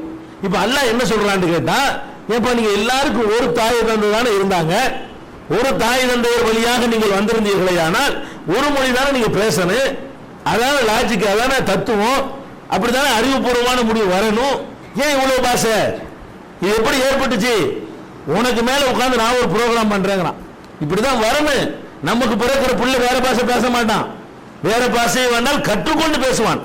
அதை தமிழையும் பேசுவான். நம்ம பிள்ளை ஆங்கிலம் பேசலாம், அதே இடத்துல தாய்மொழி தமிழை விட்டுற மாட்டான். எங்கேயாவது வேற ஒரு பகுதியில் சின்ன குழந்தைகளை கொண்டு அவனை விட்டுட்டோம்னு சொன்னா அந்த பகுதியில் பேசுற ஒரு மொழி வேண்டாம் அவனை ஒட்டி கொண்டு தாய்மொழியை மறந்தவன் ஆயிரலாம்.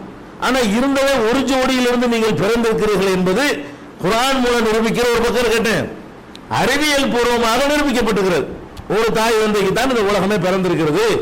அப்படி இருக்கிற நேரத்தில் உங்களுடைய மொழிகள் மாறுபட்டு சிந்தித்து பார்த்தீர்களே, ஆனால் நமக்கு மேலே இருந்து ஏதோ ஒரு ப்ரோக்ராம் நடந்து கொண்டே இருக்கிறது. நம்ம அந்த காலத்தில் வரலாற்றுலாம் படிப்போம்.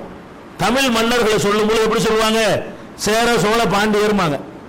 தமிழ் மன்னர்கள் யாருன்னு கேட்டா மூவேந்தர்கள், 3 மன்னர்கள் இருந்ததாக சொல்லுவாங்க, பெரிய மன்னர்கள். அதுல சோழ மன்னர்னா யாரு? தஞ்சை, திருச்சி இந்த மண்டலங்களை ஆண்ட மன்னரை சோழ மண்டலம், சோழ மன்னர்னு சொல்லுவாங்க, சோழர். அதே மாதிரி மதுரை, ராமநாதபுரம், திருநெல்வேலி இந்த பகுதியை ஆண்டவர்களை பாண்டியர்கள் என்று சொல்வார்கள். சேர மன்னர்கள் தான் சொன்னமே, சேர நாடுன்னு சொல்றமே, அது எங்க இருக்குது? சேரநாடு என்று சொல்லக்கூடிய அந்த காலத்தில் தமிழா இருந்துச்சு, இப்ப அதான் மலையாளமா இருக்குது. சேரநாடு என்று சொல்றோமே, அது கொஞ்ச காலத்துக்கு முன்னாடி என்னவா இருந்துச்சு? 3 வேந்தர்களில் அவர் ஒரு வேந்தராக இருந்திருக்கிறார், சேர மன்னர். சேரன் நாடுன்னு சொல்வது கேரளாவை குறிக்கிற இன்னைக்கு. அப்ப சேரநாடு என்று சொல்லக்கூடியது கேரளாவா போயிடுச்சு, பாஷையே வேறையா போச்சு. எல்லாம் ஒண்ணு தமிழா தான் இருந்துச்சு.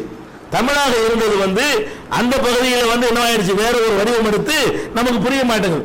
அவன் என்ன பேசுறான் நமக்கு விளங்க மாட்டேங்குது, நம்ம என்ன பேசுறான் நமக்கு விளங்க மாட்டேங்குது. இப்படி தலைகீழாக மாறிவிட்டது. பக்கத்து பக்கத்துல இருக்கிறோம். இத்தனைக்கும் கேரளாவும் தமிழ்நாடு எடுத்துக்கிட்டீங்கன்னா பக்கத்துல சில இடத்துல உள்ள ஊடுருவெல்லாம் இருக்கிறோம். அப்படியெல்லாம் இருந்தும் கூட அது ஒரு மொழியாக மாறி இருக்கிறது, இது ஒரு மொழியாக நிற்கிறது என்று சொன்னால் இந்த இடத்துல ஒரு மேலே இருந்த ஒரு சக்தியை செய்து கொண்டிருக்கிறது. இப்படி எல்லாம் பல மொழிகள் வர வேண்டும் என்று விரும்பி யாரோ ஒரு ப்ரோக்ராம் பண்ணலாம் நடக்கிறது தவிர தத்துவ ரீதியாக பார்த்தீர்களே ஆனால் இப்படித்தான் நடக்க வேண்டும். ஒரு மொழியிலிருந்து பிறந்தவர்கள் ஒரு மொழி பேசக்கூடியவர்களாகத்தான் இருக்க வேண்டும். இதை மாற்றினது யார்? ஏன் மாறுனுச்சு? அறிவுப்படி உள்ளவனுடைய அறிவு இந்த இடத்துல தோத்து போகுதா என்று அல்லாஹ் ரப்பல் ஆலமீன் எதை சான்றா காட்டுறானா, வக்திலாஃபி அல்சினத்திக்கும், உங்களுடைய மொழிகள் மாறுபட்டு இருப்பது இருக்கிறது, அது கூட என்னுடைய அத்தாட்சிகளில் உள்ளது அல்லாஹ் சொல்லி காட்டுறான். அதே மாதிரி நம்முடைய நிறங்களை எடுத்துக்கொள்ளுங்கள். நீங்கள் ஒரு முயல் பண்ணை, ஒரு ஆட்டு பண்ணை, ஒரு மாட்டு பண்ணை வைக்கிறீர்கள் என்று சொன்னால் அதில் உருவாகக்கூடிய குட்டிகளை எல்லாம் நீங்க பார்த்தீங்கன்னு சொன்னா பெருமளவு ஒரே மாதிரியே தான் இருக்கும். ஒரு 1000 முயல் இருக்குன்னு வைங்களேன், அந்த முயல் அடையாளம் கண்டு ஏதாவது சொல்ல முடியுமா? ஒவ்வொரு முயலுக்கு ஒரு பேரை வச்சுக்கிட்டு அதுக்கப்புறம் இந்த பேர் உள்ள முயல் இதுதான் உங்களால் சொல்ல இயலுமா? ஒரு 1000 முயல் இருக்குது, 1000 மான் இருக்கிறது, 1000 ஆடு இருக்கிறது, 1000 ஆட்டுக்கு 1000 பேரை வச்சு போடுங்க. 100 வச்சுக்கணும், 1000 கூட வேணாம். 100 மானுக்கு 100 முயலுக்கு 100 ஆட்டுக்கு ஒரு பேரை வச்சு தனித்தனி பேர்களை வச்சுட்டு இந்த இது அப்துல் காதர், இதான் ராமசாமின்னு உங்களுக்கு இந்த ஆட்டை அடையாளம் சொல்ல முடியுமா? சொல்ல முடியாது. அடையாளம் இல்லை. பெரும்பாலும் பார்த்தீங்கன்னா எல்லாம் ஒரே மாதிரியா இருக்கும். நம்மளா ஏதாவது பண்ணி வெட்டிக்கிட்டு விட்டு உறுப்பு கோளாறுனால கொம்பு ஒடிஞ்சு போனது, அந்த கொம்பு ஒடிஞ்ச அப்படி வந்து அடையாளம் சொல்ல முடியும். கொம்பு சின்ன இந்த மாதிரி சின்ன அடையாளங்கள் இருக்குமே தவிர ஒரு 10 இதை வேறுபடுத்தி எடுத்துடலாம். 90 பிராணிகளை உங்களால் வேறுபடுத்தி காட்டவே முடியாது. 100 சிங்கம் இருந்துச்சுன்னு சொன்னா 100 ஒரே மாதிரியா தான் இருக்கும். என்ன வேறுபாடு இருக்கு? கிழடு தட்டின சிங்கம் அது ஒரு டைப்பா தெரியும், கொஞ்சம் இளம் சிங்கம் ஒரு டைப்பா தெரியும். அந்த டிஃபரெண்ட் காண முடியுமே தவிர 10 கேட்டு சிங்கத்துல ஒவ்வொரு சிங்கத்தையும் உங்களுக்கு தனித்த அடையாளம், நேற்று சிங்கம் இதுதான், முந்தின நாள் வந்த சிங்கம் இதுதான் அப்படி நமக்கு சொல்ல முடியுமான்னு கேட்டா சொல்ல முடியாது. அது நம்ம அடையாளங்கள்லாம் வைத்துக் கொள்வது கிடையாது. ஏன்னா அடையாளம் இல்லை. அதுக்கு தான் என்ன செய்வோம்? கழுத்துல ஒரு மணியை போடுவோம், ஏதாவது ஒரு மாலையை போட்டு வைப்போம். நம்ம மாடுன்னு தெரியணும்ல, நம்ம வீட்டு கோழின்னு தெரியணும்ல, நம்ம வீட்டு ஆடுன்னு தெரியணும்ல. அதுக்காக நம்ம தான் இடத்தையாவது போட்டு ஒரு அடையாளத்தை காட்டுவோமே தவிர அதுல எந்த ஒரு அடையாளமும் இருப்பதில்லை. இருக்காம இருக்கிற சரணம் அப்படிதான் இருக்கணும். ஏன்னு கேட்டா ஒரு தாய் விந்தைக்கு பிறக்குது, ஒரு ஆணுடைய விந்துக்கு பிறக்கிறது, ஒரு பெண்ணுடைய சினை முட்டைக்கு உற்பத்தி ஆகிறது. பெருமளவுக்கு அதே ஜெராக்ஸிலே வருவது அறிவுக்கு பொருத்தமாக இருக்கிறது. நம்மளாம் எப்படி இத்தனை கலரு, இத்தனை நேரம், இத்தனை அடையாளம், 600 கோடி பேரை தனித்தனியாக கண்டுபிடிச்சிட முடியுமா? 600 கோடி பேரை நிப்பாட்டி வச்சு இவன் இவன் இவன் தான் இவன் இவன் தான் இவன் இவன் தான் இவன் சொல்ல முடியுமா? இல்லையா? சொல்ல முடியும். அப்ப ஒரு தாய் தந்தைக்கு நம்ம பிறந்திருக்கிறோம். அண்ணன் தம்பி எடுத்துக்கிறோங்க, ஒரு ஆத்தாவுக்கும் ஒரு அம்மாவுக்கும் பிறக்கக்கூடிய 4 அண்ணன் தம்பி இருந்தா 4 பேரையும் அந்த தாயினால் அந்த தந்தையினால் உலகத்தில் அத்தனை மக்களாலும் அடையாளம் கண்டுபிடிக்க முடியுதா? இல்லையா? வேறுபட்டிருக்கா? இல்லையா? அதையும் ஜீனோமையில ஆராய்ச்சி பண்ணி பார்க்கிறான், மரபணுக்கள் ஆராய்ச்சி பண்றான். எல்லா மனுஷனுக்கும் ஒரே மாதிரி தான் இருக்குது. அந்த மரபணுக்கள் அடுக்கப்பட்ட விஷயங்களை பார்த்தீர்களானால் ஒரு மனுஷனுக்கு அடுத்த மனுஷனுக்கு மத்தியில் பெரிய வித்தியாசமே இல்லை. சின்ன ஒரு லட்சத்தில் ஒரு சின்ன ஒரு புரோகிராம் ராஜ்கிறான்ல, லட்சம் ஒற்றுமை இருக்குமே, ஆனால் ஒரே ஒரு வேற்றுமை இருக்குது. அந்த ஒரு பாயிண்ட் அப்படி அல்ல மாற்றி வைக்கிற காரணத்தினால் ஏதாவது ஒரு மாறி போயிடுது. என்ன மாறுது? கலர் மாறி போயிடுது, சைஸ் மாறுது, உயரம் மாறுது, தோற்றம் மாறுது, எல்லாம் மாறுது. பாருங்களேன், ஒருத்தர் மூக்கு இப்படி இருக்குது, ஒருத்தர் மூக்கு சப்பையா இருக்கு, எல்லாம் கலந்து வெறும் கலர்ல மட்டும் அடையாளம் காட்டினா இவர் கடுமையான கருப்பு, இவர் அதோட கொஞ்சம் கருப்பு, இவர் கொஞ்சம் கருப்பு, அப்படி மட்டும் அடையாளம் காட்டுறான். கலர்ல ஒரு அடையாளம் வைக்கிறான், ஒவ்வொருத்தரும் ஒரு அடையாளத்தை வைக்கிறான், சைஸ்ல ஒரு அடையாளம், ஒருத்தங்க ஒரு சைஸா இருக்கு. காதுல எத்தனை காது? காதுகளே அப்படி படம் எடுத்து பாத்தீங்கன்னா ஒரு லட்சம் காது இருக்குமே டிசைன். மூக்குகளையா எடுத்து பாத்தீங்கன்னா அது லட்சத்துக்கு மேற்பட்ட மூக்குகள் இருக்குமே, எல்லாருமே ஒரே மாதிரியா இருக்கிறது.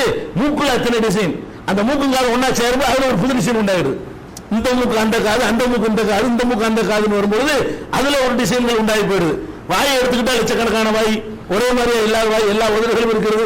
உதடுகள் லட்சக்கணக்கான உதடுகள், பல்வரிசையில் லட்சக்கணக்கான பல்வரிசைகள், நெத்தியுடைய அகலத்தில் நீளத்தில் அதுல லட்சக்கணக்கான வகைகள், தலை முடியல அது மாதிரியான லட்சக்கணக்கானது, கழுத்துல, கையில, விரல்ல, நடையில, பாவனையில, சிரிப்புல, இப்படி சுப்ஹானல்லாஹ் தாறுமாற டிஃபரெண்ட்களை ஏற்படுத்தி இவன் தான் கண்டுபிடிச்சிருவோம். எப்ப இயற்கை நினைக்கிற நீ?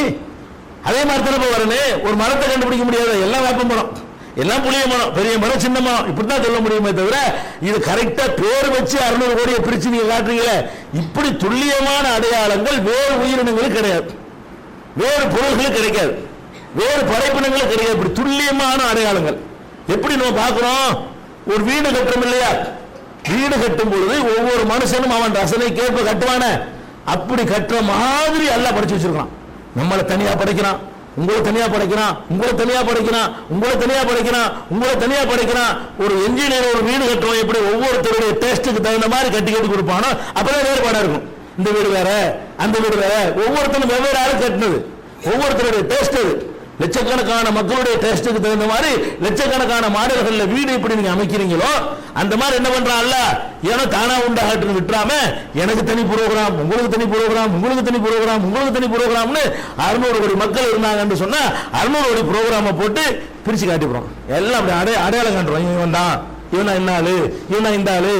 அது கூட அல்ல என்ன பண்ணிடுறோம், அந்த வேறுபாடுகளை கூட தற்காலிகமான வேறுபாடா வைக்கிறான். கைத்துல ஒரு கழுத்தை ஒரு கழுத்துல ஒரு கைத்தை போட்டு வைப்போம், மாட்டுக்கு சிவப்பு கயிறை போடுவோம், ஒரு 6 மாசம் கழிச்சு அந்த மாடு மட்டும் வருதுன்னு வைங்க, அது வெள்ளைக்கார மாறி போயிருக்கும். அடையாளங்கள் என்பது வந்து நிரந்தரமா நிற்காது. ஏதாவது ஒரு முடியை வெட்டி விட்டுருப்போம், அது வளர்ந்து போயிடும், அப்புறம் அடையாளம் காணாம போயிடும். இவன் போட்டு அடையாளம் என்னன்னு கேட்டா, குழந்தையா இருக்கும் போது கண்டுபிடிக்க முடியுது, இளைஞனா இருக்கும் போது கண்டுபிடிக்க முடியுது. 25 வயசுல ஒரு இளைஞன் காணாம போயிட்டு 50 வயசுல வீட்டுக்கு திரும்பி வரான்னு வைங்க, இவன் தான் அவன் சொல்லிவிடுவோமே.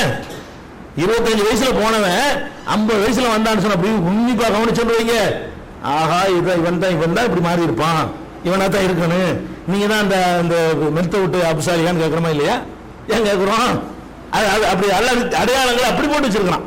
அப்ப அல்லாஹ் ரப்பல் ஆலமீன் இதெல்லாம் சிந்திச்சு பார்க்கணும். இதெல்லாம் இயற்கைன்னு சொல்லவே முடியாது. இது மாதிரியான அத்தாட்சிகள் அல்லாஹ் இருக்கிறான் என்பதற்கு சான்றுகள் என்று உங்களுடைய நிறங்கள், உங்களுடைய தோற்றங்கள், வடிவங்கள் எல்லாம் பல பல வகைகள் மாறி இருக்கிறத. அது ஏன் மாறுனுச்சு, யார் மாத்தினா மாறக்கூடாத? ஒரு ஆத்தாவுக்கு அம்மாவுக்கு தானே பிறக்கிறீங்க, அவங்கள மாதிரி பிறந்துட வேண்டியது தானே. அப்படித்தானே வந்து குளோனிங்களை உண்டாக்குறான். குளோனிங்களை உண்டாக்குறதா இருந்தால் ஒரு மனிதன் எப்படி இருக்கிறானோ அவனை மாதிரி அவன் புள்ள வரும். ஆனால் அல்லாஹ் என்ன பண்றான், இந்த குளோனிங் சரியில்லைங்கிறதுக்காக வேண்டி அவன் என்ன பண்றான், எல்லாரும் ஒரே மாதிரியா இருந்தா, ஒரு அப்பனுக்கு ஆத்தாவுக்கும் பிறந்த 10 பிள்ளைகள் 10 ஒரே மாதிரியா இருந்தாங்கன்னா இவன் கொலை செஞ்சு அவனை பிடிச்சி கொண்டு வச்சு போடுவாங்களே. இப்படிலாம் வரக்கூடாது என்பதற்காக அல்லாஹ் என்ன பண்றான், அவன் தனித்தனியா தெரியணும். இல்லைன்னா இவன் செஞ்சு அவன் தெரியல போட்டுருவான், அவன் செஞ்சு இவனை செஞ்சு போடுவான், இவன் கடை வாங்கிட்டு அவனை போய் அடிப்பாங்க, கடை வாங்கின அவனா இருப்பான், அடி வாங்குற இன்னொருத்தனா இருப்பான். இப்படிலாம் வரக்கூடாதுங்கிறதுக்கு அப்படி செஞ்சிருந்தான்னு பாருங்க என்ன ஆயிருக்கும். ஆடு மாதிரி மாடு மாதிரி நம்மள எல்லாம் ஆக்கியிருந்தான்னு சொன்னா எல்லாம் ஒரே மாதிரி, குறைஞ்சபட்சம் ஒரு அப்பனுக்கு ஆத்தாவுக்கு பிறந்தவங்க எல்லாம் ஒரே மாதிரி ஆக்கியிருந்தான்னு வைங்க, என்ன கதிக்கு ஆகுறது உலகம்? அதெல்லாம் சிந்திச்சு பாருங்கிறான்ல. நான் பண்றேன், மனுஷனுக்கு தேவை இதெல்லாம். ஆட்டுக்கு இது தேவையில்லை, இந்த கடன் கொடுக்க போதா, திருப்பி போய் கேட்க போதா, பொண்ணு கேட்க போதா, இந்த மாப்பிள்ளை நல்லதான்னு விசாரிக்க போதா, அதுக்கு தேவையில்லை. அதுக்கு என்ன வேண்டியதில்லை, இந்த மாடுன்னு துல்லியமான எந்த ஒரு அடையாளங்களும் அதுக்கு தேவையில்லை. கழுதைக்கு தேவையில்லை, குதிரைக்கு தேவையில்லை, உனக்கு தேவை. உனக்கு மாம்பழத்துக்கு தேவையில்லை. இந்த மாம்பழம் போய் அந்த மாம்பழத்தில் பேச போகுதா, குசலம் விசாரிக்க போகுதா, உதவி செய்ய போகுதா, மருத்துவம் செய்ய போகுதா? ஒன்றுக்கும் தேவையில்லை. நீ பாடி நீ இரு. நம்மளுக்கு தான் தேவை, நம்ம திங்கமே தவிர அதுகளுக்கு என்ன தேவை இருக்கு? ஒரு தேவையும் இல்லை. நமக்கு தேவை இருக்கு. நம்மளை மட்டும் அல்லாஹ் இந்த ஆடு மாடு மாதிரி கழுதை குதிரை மாதிரி இந்த விஷயத்தில் படைச்சிருந்தான்னு வைங்க, ஒரு 70% ஒரே மாதிரி இருந்தான்னு வைங்க, என்ன கதிக்கு ஆகும் உலகம்? உலகமே அழிஞ்சு நாசமாக போயிடும், சின்ன பின்னமாயிரும். அப்போ இதுக்கு பின்னாடி நான் இருந்து இதை இயக்கி கொண்டிருக்கிறேன் என்று உங்களுக்கு தெரியவில்லையா? அல்லாஹ் ரப்பல் ஆலமீன் கேட்கிறான். இதெல்லாம் சிந்திச்சு பார்க்கணும். இப்படி நிறைய சான்றுகளை அல்லாஹ் வாரி வைத்திருக்கிறான். நம்முடைய மூளையை எடுத்து சிந்தித்து பாருங்கள். உங்களுக்குள்ள ஏராளமான சான்று இருக்குன்னு சொல்றான் பாருங்க, அதை சிந்திச்சு பார்த்தாலும் போதுமாங்க. எவ்வளவு ப்ரோக்ராம் பண்ணி வச்சிருக்கான் அல்லாஹ். இந்த மூளையை பற்றி கொஞ்சமாக நம்ம கற்பனை பண்ணி பார்க்குறோமா? சின்னோரு சதத்துண்டு, அது உட்காந்துட்டு என்னென்ன வேலையெல்லாம் பண்ணுது நீங்கள் நினைக்கிறதெல்லாம் செய்து பாருங்களேங்க. இப்படி கண்ணை சிமெண்ட் நினைங்க சிமெண்ட்டுமே, அது வேறலாம் ஆட்டு நினைங்க ஆட்டுமே, யார் பிடிச்சி ஆட்டி விட்றா? அங்கேருந்து ஒரு நினைக்கத்தான் செய்யுது, ஆடுது. இது சுவிட்சை கூட தட்டுற வேலையை கூட இல்லையே, கம்ப்யூட்டர் டச் பண்ணி ஆகணுமே. இது என்னது, ரிமோட்டில் கூட சுவிட்சை தட்டணுமே, ஒரு சுவிட்சையும் தட்டுறது இல்லை, யார் டச் பண்ணுறது இல்லை. அப்படி நினைச்சோன்னே ரிமோட்டில் ஆடுதா இல்லையா? சிரிக்க நினைங்க சிரிப்பீங்களே, அழுவ நினைச்சா அழுங்க, பல்ல வாயை திறக்க நினைச்சா திறக்கிறீங்க, மூட நினைச்சா மூடுறீங்க, திரும்பி பார்க்க நினைச்சா திரும்பி பார்க்குறீங்க, எறும்பு கடிச்சா டக்குன்னு குறி பார்த்து அடிக்கிறீங்க, எத்தனை பாயிண்ட்ல இருக்குன்னு அளந்து பார்த்துட்டா இருக்கிறீங்க. இந்த இடத்துல எறும்பு கூட சப்புன்னு அடிக்கிறீங்க, கரெக்டாக இந்த டைரெக்ஷனில் போ, இவ்வளோ வேகத்தில் போ, இந்த இடம் தான் கரெக்டான பாயிண்ட், அதுக்கு இவ்வளோ தூரத்துலேருந்து வரணும். இப்படி எல்லாம் செய்ய யோசனை பண்ணி செய்யறதுக்கு 1/2 மணி நேரம் ஆகும். 1/2 செகண்டில் நடந்து முடிஞ்சது. கடிச்சா ஒரு அடி, கடிக்கிற வேகத்துக்கு அடிக்கிற வேகமும் கரெக்டாக நின்று செத்து போயிருந்தா இல்லையா? அப்போ எப்படி வேலைகள்லாம் அங்கே நடந்து கொண்டு இருக்கிறது. அப்போ எல்லாமே ஒரு செகண்டில் இவ்வளோ வேலைகளை பண்ணிட்டு, ஒரு நேரத்தில் கைக்கு ஒரு ஆர்டர் பண்ணுது, காலுக்கு ஒரு ஆர்டர் பண்ணுது, கண்ணுக்கு ஒரு ஆர்டர் பண்ணுது, பார்க்க சொல்லுது, கேட்க சொல்லுது, எல்லாம் ஒரு இடத்துல ஒரு நேரத்தில் லட்சக்கணக்கான கட்டளைகள், 1-2 கட்டளை இல்லை, லட்சக்கணக்கான கட்டளைகள் ஒரு இடத்துல இருந்து பிறக்கிறது. இதுக்கு தனி கட்டளை, இதுக்கு தனி கட்டளை, இதுக்கு தனி கட்டளை, மூக்குக்கு தனி கட்டளை, காதுக்கு தனி கட்டளை, மூட சொல்லுது சில நேரத்தில், சில நேரத்தில் சிரிக்க சொல்லுது, சில நேரத்தில் அழுக சொல்லுது. இப்படி எல்லாம் லட்சக்கணக்கான கட்டளைகளை பிறப்பிக்கிற மாதிரி ஒரு பொருளை எல்லாம் அமைச்சு வச்சுக்கிறான். அதுக்கு என்ன பேட்டரி போடுறோமா, ஏதாவது கனெக்ஷன் இருக்குதா, சப்ளை செய்கிறோமா? ஒன்றும் கிடையாது. அது வாட்டுக்கு வேலை செஞ்சுக்கிட்டே இருக்குது.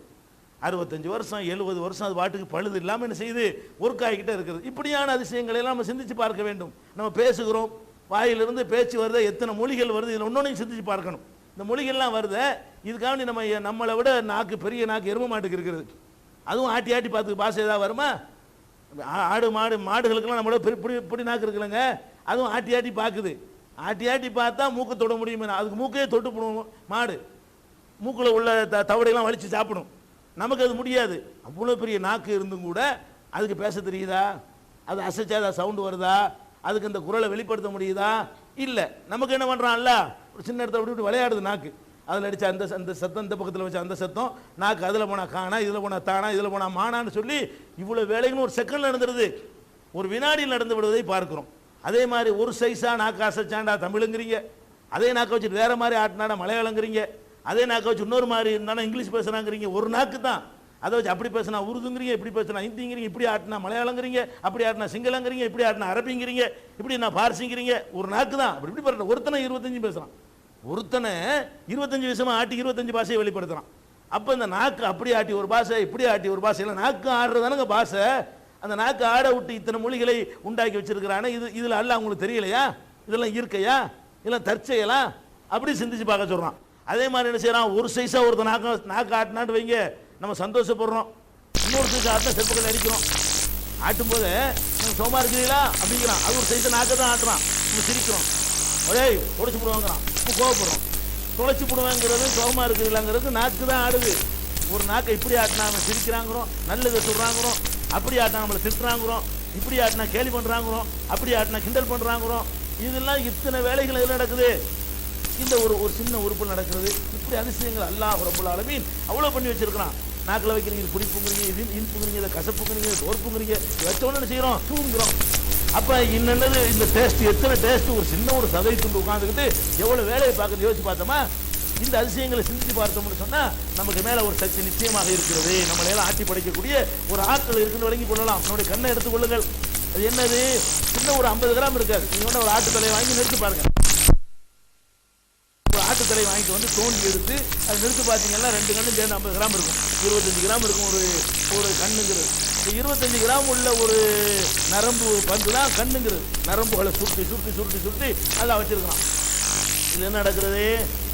இவ்வளோ ஒவ்வொரு வினாடியும் அது சொல்லி எடுத்துக்கிட்டே இருக்குது. இதெல்லாம் கேசட்டை மாற்றணும், 1 மணி நேரத்துக்கு ஒருக்கா, இல்லைன்னா ஒன்றும் செய்ய முடியாது. ஏன்? அவ்வளோதான் அது கெப்பாசிட்டி இருக்கிறது. இதில் என்ன பண்ணுது? ஒரு வினாடி விடாமல் உங்கள் செல்ஃபோனில் கேமரா வச்சுருப்பீங்க, 25 அடிப்பீங்க, மெமோரி ஃபுல்ன்று வந்துடும். அவ்வளோதான் அதுக்குரிய கெப்பாசிட்டி. 25க்கு மேலே தாங்கம்மா, அழிச்சு விட்டு புதுசாக ஏற்றணும். இது என்ன பண்ணுது? ஒவ்வொரு செகண்ட்லையும் அடிச்சுக்கிட்டே இருக்குது. இப்போ நான் உங்களை பார்த்து பேசிக்கிட்டு இருக்கிறேன்னு சொன்னால், நீங்கள் என்னை பார்க்கிறீர்கள்னு சொன்னால், இந்த அரை மணி நேரத்தில் எத்தனை செகண்ட் இருக்குது, அத்தனை ஃபிலிம் உள்ளே போயிட்டு இருக்கிறது. ஒவ்வொரு ஃபிலிமாக அடிச்சு என்ன செஞ்சிருக்கு, உள்ளே அனுப்பிக்கிட்டே இருக்குது. ஸ்டோரை டெவலப்மெண்ட் உடனே ஆகி ஸ்டோர் ஆகிக்கொண்டே இருக்கிறது. அப்படியே பார்த்த பிறகு என்ன பண்ணுவோம்? வெளியே வருவோமா? நீங்கள் 2வது சபையில் உட்காந்துருந்தீங்களா? நான் கேட்பேன். வெளியே வந்தோடனே இவர் பார்த்து என்ன செய்வேன்? நீங்கள் 2வது சபையில் இருந்தீங்கல்ல, நீங்கள் 3வது சபையில் இருந்தீங்கல்ல, நீங்கள் 4வது சபையில் இருந்தீங்களா? நான் எப்படி கேட்குறேன்? இந்த படம் அங்கே உள்ளே இருக்குது. வெளியே வந்து அப்படி கம்பேர் பண்ணுது. இந்த ஆள் எங்கே பார்த்தோமே, அந்த படத்தை கொண்டாந்து வச்சு 4வது வரிசை வருதான், இவர் தூணில் சாஞ்சிக்கிட்டு இருந்தார், நீங்கள் அங்கே தூங்கிட்டு இருந்தீங்கல்ல, இப்படிலாம் கேட்குறோமா இல்லையா? இதெல்லாம் எப்படி கேட்குறோம்? அவ்வளோ படங்கள் உள்ளே போயிட்டு இருக்குதுங்க. ஒரு சின்ன ஒரு இது, எந்த ஒரு ஃப்ளாஷ் இல்லாமல், லைட் இல்லாமல், பேட்டரி செலவு இல்லாமல், ஃபிலிம் ரோல் இல்லாமல், அது வாட்டுக்கு படத்தை எடுத்து மூவிங் கூட உள்ள தள்ளிக்கிட்டே இருக்கிறது. அப்படி தள்ளின காரணத்தினால தான் 10 ஆண்டுக்கு பிறகு இன்னைக்கு பார்த்த ஒருத்தரை பார்த்து கரெக்டாக கண்டுபிடிச்சிடறோம். இன்னைக்கு ஒரு ஆளை பார்க்குறோம், உடனே ஃபோட்டோ எடுத்து உள்ள அனுப்பிடும். அனுப்புகிற வேலை மட்டும் செய்யாது, 10 இந்த படம் மாதிரி வேற படம் இருக்கான்னு அங்கே ஒரு உள்ள வேலை நடக்கும், ஆய்வு நடந்துக்கிட்டு இருக்கும். படங்கள் அள்ளி போட்டு சரன்னு 10 வருஷத்து படத்தையும் போட்டு இந்த படத்துக்கு இந்த படம் பொருத்தமாக இருக்குது, இவன் தான் ஆளுன்னு சொல்லுது. கோடிக்கணக்கான படங்கள் அங்கே ஸ்டோர் ஆகி கிடக்கிறது. இந்த கோடிக்கணக்கான படங்களை எடுத்து இப்போ இவரை பார்க்குறேன், இந்த படத்தை அனுப்புகிற வேலையை நின்றாது. அனுப்பணும், நாங்கள் அங்கே ஒரு பெரிய வேலையே நடக்கும். என்ன வேலை? இந்த படத்துக்கு தகுந்த மாதிரி எது இருக்கும் அப்படி இப்படி கழிச்சுட்டு வந்து நீங்கள் தானே முஸ்தபா சொல்கிறமா இல்லையா? 10 வருஷம் முந்தி பார்த்தால பார்த்துன்னா நீங்கள் வந்து வடக்குத்தூர் முஸ்தபா தானே, தெற்குத்தூர் இப்ராஹிம் தானே அப்படின்னு சொல்கிறமா இல்லையா? இவ்வளவு அப்போ எத்தனை படங்கள் இவ்வளவு அள்ளி டெவலப் பண்ணிக்கிட்டு இருக்குன்னு சொன்னால், இதுக்கெல்லாம் வந்து நீ ஃபிலிம் ரோல் வாங்கடான்னு எல்லாம் படைச்சிருந்த எவன் வாழ முடியும் உலகத்தில்? நீ ஃபிலிம் வாங்கி போட்டு ரெக்கார்டு பண்ணுன்னு சொல்லியிருந்தான்னா எவனாவது உலகத்தில் வாழ, அதுக்கு செலவழித்து கட்டுப்படி ஆகாது. சோத்துக்கு சம்பாதிக்கிறதுக்கு பதிலாக அவன் ஃபிலிம் ரோல் வாங்கியே செத்து போயிடுவான். ஒரு நாளைக்கு அந்த கண்ணி எடுக்கக்கூடிய படங்களுக்கு மாத்திரம் ஒரு நாளைக்கு நீ ஃபிலிம் வாங்கடான்னு சொன்னால் கோடீஸ்வரன் பிச்சைக்காரனா போயிடுவான். அவ்வளவு படங்கள் உள்ளே போயிட்டே இருக்குது, அவ்வளவு வேலைகள் நடந்து கொண்டே இருக்கிறது. அப்போ இந்த கண்ணுக்குள்ளே இவ்வளவு அதிசயங்களை எல்லாம் படைத்து வைத்திருக்கிறான். அது மாதிரி அதை காப்பாற்றுவதற்காக வேண்டிய கொசு தான் தன்னால் முடிக்கிறது, தூசி தான் முடிக்கிறது.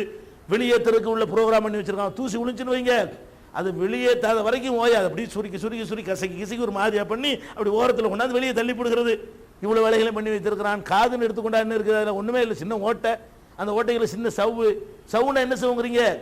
சும்மா ஒரு புல்லுனால குத்துனா கூட உடஞ்சி போயிடும். அவ்வளோ மெல்லிசான ஒரு சவ்வை வைத்திருக்கிறான். அதில் போய் அடிக்குது. நம்ம பேசுகிற பேச்சு என்ன செய்யுது? அதில் போய் அடிக்குது. அடித்தவொன்னு என்ன செய்யுது? அந்த அடிக்க தான் செய்யுது, வேற ஒன்றும் நடக்கலை. அடிக்கிறத வச்சுக்கிட்டு தான் மூளை என்ன செய்யுது? இவன் தமிழ் பேசுகிறான், இது தமிழ், எல்லாம் ஒரே மாதிரி தான் போய் டொப்பு தட்டுது காதுல. அதை வச்சு என்ன செய்யுது, இந்த தட்டுக்கு வேற அர்த்தம், இது மலையாளம், இது சிங்களம், இது தமிழ், இது உருது, இது நல்ல பாட்டு, இது கெட்ட பாட்டு, இது கர்ண கடூரமா இருக்குது, இது கேட்கத்தக்கதா இருக்குது. அப்படி எல்லாம் இவ்வளவு வேலைகளையும் அது பிரிக்குது. மூளைக்கு இந்த சவுண்டு தான் போகுது. இந்த சவுண்டுல இருந்து என்ன விளங்குது, பாஷையை விளங்குது, அர்த்தத்தை விளங்குது, எல்லாத்தையும். இவ்வளவு வேலைகளும் அந்த காதுக்குள்ள நடக்கிறத பாக்குறீங்க, மூக்குல பாக்குறோம். என்னென்ன சுபஹானல்லாஹ், சின்ன ஒரு வாட்டு நினைக்கிறீங்க, ஒரு மாதிரி வாசம் வருதுல அப்படிங்கிறான். அப்ப அது என்ன இருக்கு, எங்கெங்கயோ வர்றது, அங்க அங்க வச்சுக்கிற அத்தரை பூசிட்டு இருப்பான், இங்க அட்டிக்கும் கும்முண்டு. என்னடா வாடை அப்படின்னு சொல்றோம், வேற மாதிரி வாடை வந்துருச்சுன்னு வைங்க, அப்படி மூக்க பத்திரமா இல்லையா. இப்படி இவ்வளவு வேலைகளும் இந்த சின்ன ஓட்டைக்குள்ள அது பிரிச்செறியுது. வெறும காத்தானங்க உள்ள போகுது, அந்த காத்துக்குள்ள வரக்கூடிய அப்படி ஃபில்டர் பண்ணி, இது ஜாஸ்மின்குது, இது ரோஜாங்குது, இது மத்த வாசம்ங்குது, இது கெட்ட வாசம்ங்குது, சாக்கடைங்குது, இது கூவம்ங்குது, எல்லாத்தையும் என்ன செய்யுது உடனே உடனே. இப்போ கண்ணை மூடிட்டு போங்களேன், வண்டியில போங்களேன், கூவம் வந்துருச்சு கரெக்டாக சொல்லிடலாம்ல, பார்க்காமலேயே இப்போ நம்ம கூவத்தை நெருங்கி விட்டோம், கூவத்தை கடக்கிறோம்னு சொல்றோம். கண்ணை மூடிக்கிறலாம், காதையும் பொத்திக்கிறங்க, மொத்தத்தையும் இருட்ட மூடிக்கிட்டா கூட அந்த மூக்கு சொல்லிவிடும் எந்த இடத்துல நீங்க இருக்கிறீங்கன்னு. பழகன ஏற்கனவே ஒரு பார்த்த இடமா இருந்தால் அந்த இடம் தான் இது, கண்டுபிடிக்கிறதா இல்லையா. இப்படி சுப்ஹானல்லாஹ் உங்க குடலை எடுத்துக்கிறங்க, என்னென்னத்தையும் அள்ளி போடுறீங்க. என்ன இருக்குது அதுல, மிஷினா வச்சுக்கிறான், இரும்பா உருக்குலையா செஞ்சு உள்ள வச்சிருக்க, அரைச்சரிச்சு தள்ளுறதுக்கு ஒண்ணும் இல்லை. எதை ஜீரணிக்குதோ அதை விட ஜீரணிக்க பயன்படக்கூடிய இந்த பொருளை விட நீங்க திங்கிறது கனமானதா இருக்குது. சில பேர் இரும்பையெல்லாம் திங்கிறாங்க, ஒரு டெஸ்ட்டுக்கான பிளேடை திங்கிறான், அப்படி அரிச்சு மாவை தள்ளிடுதுங்க. குச்சியை திங்கிறான், எலும்பை வந்து உறிஞ்சிட்டு தூக்கி போறவனு இருக்கிறான், எலும்பையை கட்டிச்சு உள்ள தள்ளுறவனு இருக்கிறான். எலும்பை விட இந்த சதை வந்து வலிமை கூட்டினதா இல்லை, மாவாக்கிறதுங்க. மிஷின்ல வந்து நீங்க சேர்த்தீங்கன்னா ஒரு 6 மாசத்துக்கு ஒருக்கா நெல் அரைக்கிறான், அந்த மிஷின்ல மெட்டீரியல் மாத்தணுங்க, தேஞ்சு போச்சுக்கிறான் இரும்பு. நெல்லை அரைச்சிய எறும்பு கூட கல்லும் தேயுங்கிறான். அம்மியில வந்து எறும்பு ஓடிட்டு இருந்துச்சுன்னு வைங்க, எறும்பு அப்படியே ஒரு மாசம் ஒன்று கோடு விழுந்துடும்.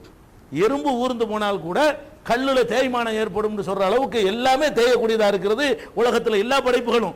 இது தேயுதா, மிஷின் மாத்துறீங்களா, குடல்ல இது மாதிரி ஆயிடுச்சு வேற குடல் வைக்கணும்னு சொல்றானே வேணாச்சு, நீனா போட்டு கெட்டதையும் திண்டுகிட்டு நாசமாக்கணும், அழுகி போயிடும். அது வேணா நடக்குமே தவிர நீ மாட்டு பர்ஃபெக்டா வச்சிருந்தேன்னு சொன்னா நீ என்னத்தை வேணாலும் அள்ளி போடு, அரைச்சு தள்ளிப்படும். கறி அதே மாதிரி, அதை விட வலிமையான பொருளை திண்டு பாரு. மண்ணை திங்கி சில பிள்ளைகளோ அதே ஒரு மாதிரியா வலி பண்ணி தள்ளிடும்ல. மண்ணை திங்கி சில பொம்பளை எல்லாம் பெரிய ஆளா போய் கூட சாம்பல்லாம் திம்பாங்க. கற்ப காலத்தில் சாம்பல் அள்ளி சாப்பிடுவாங்க. அதெல்லாம் குடலுக்கு பாதிக்கக்கூடிய விஷயங்கள் தான். ஆனால் குடல் என்ன செய்யும், அதையும் ஜெயிச்சிடும். அப்ப சாம்பல், மண், கல், கழுதை, குதிரை எதை போட்டாலும் சரி அப்படி அரைச்சி வெளியே தள்ளி விட்டுரும். சுப்ஹானல்லாஹ். இதுக்கு என்ன வேலை, என்ன பார்ட்ஸ் நீங்க மாத்துறீங்க, அதுக்கு என்னத்தை போடுறீங்க. இப்படி உங்களை பத்தி அப்படி சிந்திச்சு பார்த்தீங்கன்னா இந்த கை, இந்த காலு எவ்வளவு பாருங்க, என்ன இதுல என்ன இருக்குது. 100 கிலோ இப்படி தூக்குறாங்க, 100 கிலோ தூக்குறதுக்கு என்ன 2 நரம்புங்க, இதுல என்ன இருக்குங்கிறத பிடிச்சி நிக்கிறது என்ன, ஒரே பொருளா அறுத்து துண்டு துண்டா எடுத்து போடலாம். இந்த சதையை அறுத்தீங்கன்னா அப்படி கழட்டி எடுத்து போடலாம். இந்த சதையை மட்டும் அறுத்து விட்டு என்ன வைங்களா, ஆட்டிலாம் பார்க்குறான்ல ஒரு சின்ன ஒரு தசைநார் இருக்கும், இந்த தசைநார் என்ன பண்ணுது, 50 கிலோ இந்த கையில் 50 கிலோ தூக்குறான். அருந்துட வேணாமா, ஒரு கயிறை கட்டி இழுக்கிறோம், ஊஞ்சா 10 விழுந்துருது. 4 பேர் ஊஞ்சா அண்ணாண்டு வைங்க, கயிறு அருந்து கீழே விழுந்துருது. நீ எத்தனை தூக்குற, இந்த வெயிட் தூக்குறவன் நிலையை எண்ணி பாருங்க. உட்கார்ந்துக்கிட்டு இருக்கிறவன் விட்டுருங்க, எப்போ பார்த்தாலும் தூக்கிக்கிட்டே இருக்கிறான, தூக்க என்னங்க ஆகுது, அருந்துடணுமா இல்லை, அருந்து போகுதா, தூக்குறான் 50 தூக்குறான், இப்படி 50 தூக்குறான், ஒன்றுமே ஆக மாட்டேன், கையில் தூக்கிட்டு போயிட்டு இருக்கிறான், தோல்ல தூக்கி போட்டு தூக்கிட்டு இருக்கிறான், ஒன்றும் ஆக மாட்டேங்குது. அப்ப இதுல என்ன எல்லாம் வச்சுக்கிறான், ஒண்ணுமே பார்த்தோம்னா அறிவுக்கு பொருந்த மாட்டேங்குது. என்னடா இருக்குது இதுல, சும்மா 2 நரம்பு தானடா இருக்குது, ஒரு பிளேடுனால அப்படின்னா விழுந்துடும். ஒரு பிளேடை வச்சு அப்படி அறுத்து பாருங்களேன், கூர்மையான பிளேடை வச்சு கை தனியா வந்துடும். அந்தந்த இடத்துல கரெக்டான பாயிண்ட்ல அறுத்தீங்கன்னு சொன்னா, அப்ப அந்த மாதிரி மூட்டா கலெக்ட் எடுக்கிற மாதிரி எல்லாம் படைச்சு வச்சுக்கிறான். அது நின்று உலக பொருளை தாங்குது. இப்படி எத்தனையோ சுப்ஹானல்லாஹ், நீ நிக்கிறீங்க, வளைக்கிறீங்க, இப்படிங்கிறீங்க, என்னென்னலாம் பண்றான். இப்படிலாம் எல்லாம் படைச்சிருக்கா, இப்படி இருந்துச்சுன்னு வைங்க, என்ன ஆகுறது, தோல் போல இப்படி படிக்கிறது, இப்படி படிக்கிறது, என்ன இப்படிங்கிறது, என்னென்னலாம் பண்றோம். இந்த விரலுடைய அமைப்பு ஒன்று பெருசு ஒன்று சின்னதுன்னு படைச்சு அவன் இயங்குவதற்குரிய அத்தனை செட்டிங்களும் ஒன்றா இருக்கிறதெல்லாம் தற்செயலா. சுப்ஹானல்லாஹ். இப்படி ஏராளமான சான்றுகளை எல்லாம் வாரி இறைத்திருக்கிறான். இதையெல்லாம் பார்த்துட்டு கடவுள் இல்லைன்னு சொல்லக்கூடிய என்ன பண்றான் தெரியுமா, இதெல்லாம் கடவுள் படைச்சது இல்லை சொல்றான். என்ன சொல்றான், கடவுள் படைக்கல, அது வந்து பரிணாமத்தில் வந்துச்சு, பரிணாமத்தில் வளர்ச்சியாகி வந்தது. அது ஒரு செல்லா வந்துச்சு, அப்புறம் 2 செல் பிராணி, அப்புறம் 3 செல், இப்படி வளர்ந்து மனுஷன் ஆயிடுச்சு. மனுஷன் வந்து கடவுள் ஒன்று படைக்கலை என்று சொல்ற அளவுக்கு இவன் கூறுகட்டவனா இருக்கிறான். இந்த மனிதன் வந்து பரிணாமத்தில் வந்தானா, கடவுளால் படைக்கப்பட்டான இந்த பரிணாம தத்துவம் என்பது அறிவுக்கு பொருத்தமானதானா என்பதை பற்றி இன்ஷா அல்லாஹ் அடுத்த வாரங்களில் வைப்பும் திருக்குரானின் அறிவியல் சான்றுகள் பாகம் 2 இஸ்லாம் பெண்கள் உரிமையை பறிக்கிறதா, பிறை ஒரு விளக்கம், இஸ்லாம் ஒரு இனிய மார்க்கம், நபி தோழியர் வரலாறு, குற்றச்சாட்டுகளும் பதில்களும், நோன்பு, இயேசு இறைமகனா, வருமுன் உரைத்த இஸ்லாம், உண்மை தோழர் அபுபக்கர் அலி, பெண்களுக்கான நபி வழி சட்டங்கள், அறிவுச்சுடர் அன்னை ஐசார் அலி, இஸ்லாத்தில் சொர்க்கம் நரகம், நபி தோழர்களும் நமது நிலையும், துவாக்களின் தொகுப்பு, முகைதீன் மௌலிது ஒரு ஆய்வு, குரானை எளிதில் ஓதிட, நபிகள் நாயகம் பல திருமணம் செய்தது ஏன், யாக்குத்பா ஒரு ஆய்வு, நபி வழியில் நம் ஹஜ், நபி வழியில் குழந்தை வளர்ப்பு, தராவி தொழுகை ஒரு ஆய்வு, ஜக்காத் ஒரு ஆய்வு, இஸ்லாத்தில் இல்லறம், கியாமத் நாளின் 10 அடையாளங்கள், நபிகளாரின் நற்போதனைகள், மன்னரை வாழ்க்கை, பைபிளில் நபிகள் நாயகம், இஸ்லாத்தின் பார்வையில் பில்லி சூனியம், தர்கா வழிபாடு, நபிகளாரின் இறுதி நாட்கள், இஸ்லாமிய கொள்கை, சரியான ஹதீஸ்களும் தவறான ஹதீஸ்களும், சந்திக்கும் வேளையில் கொள்கை விளக்கம், பேய் பிசாசு உண்டா, கற்பனை கதைகள், நவீன பிரச்சனைகளும் தீர்வுகளும், தப்லிக் தாகலிம் தொகுப்பு, சுபகானா மௌலிது ஒரு ஆய்வு, மனிதனுக்கேற்ற மார்க்கம், நேர்ச்சையும் சத்தியமும் மனனம் செய்வோம், விளக்கப்பட்ட உணவுகள், அர்த்தமுல்லா இஸ்லாம், குர்பானியின் சட்டங்கள், தொழுகை, இஸ்லாத்தின் பார்வையில் கனவுகள், இஸ்லாமிய திருமணம், இறைவனிடம் கையேந்துங்கள், மீராஜும் அதன் படிப்பினைகளும், வேதம் கொடுக்கப்பட்டோர் யார் மற்றும் prophet Muhammad the greatest man. Moon Publication 83/3 Moore தெரு, முதல் மாடி, மண்ணடி, சென்னை 1. Phone number 65690810.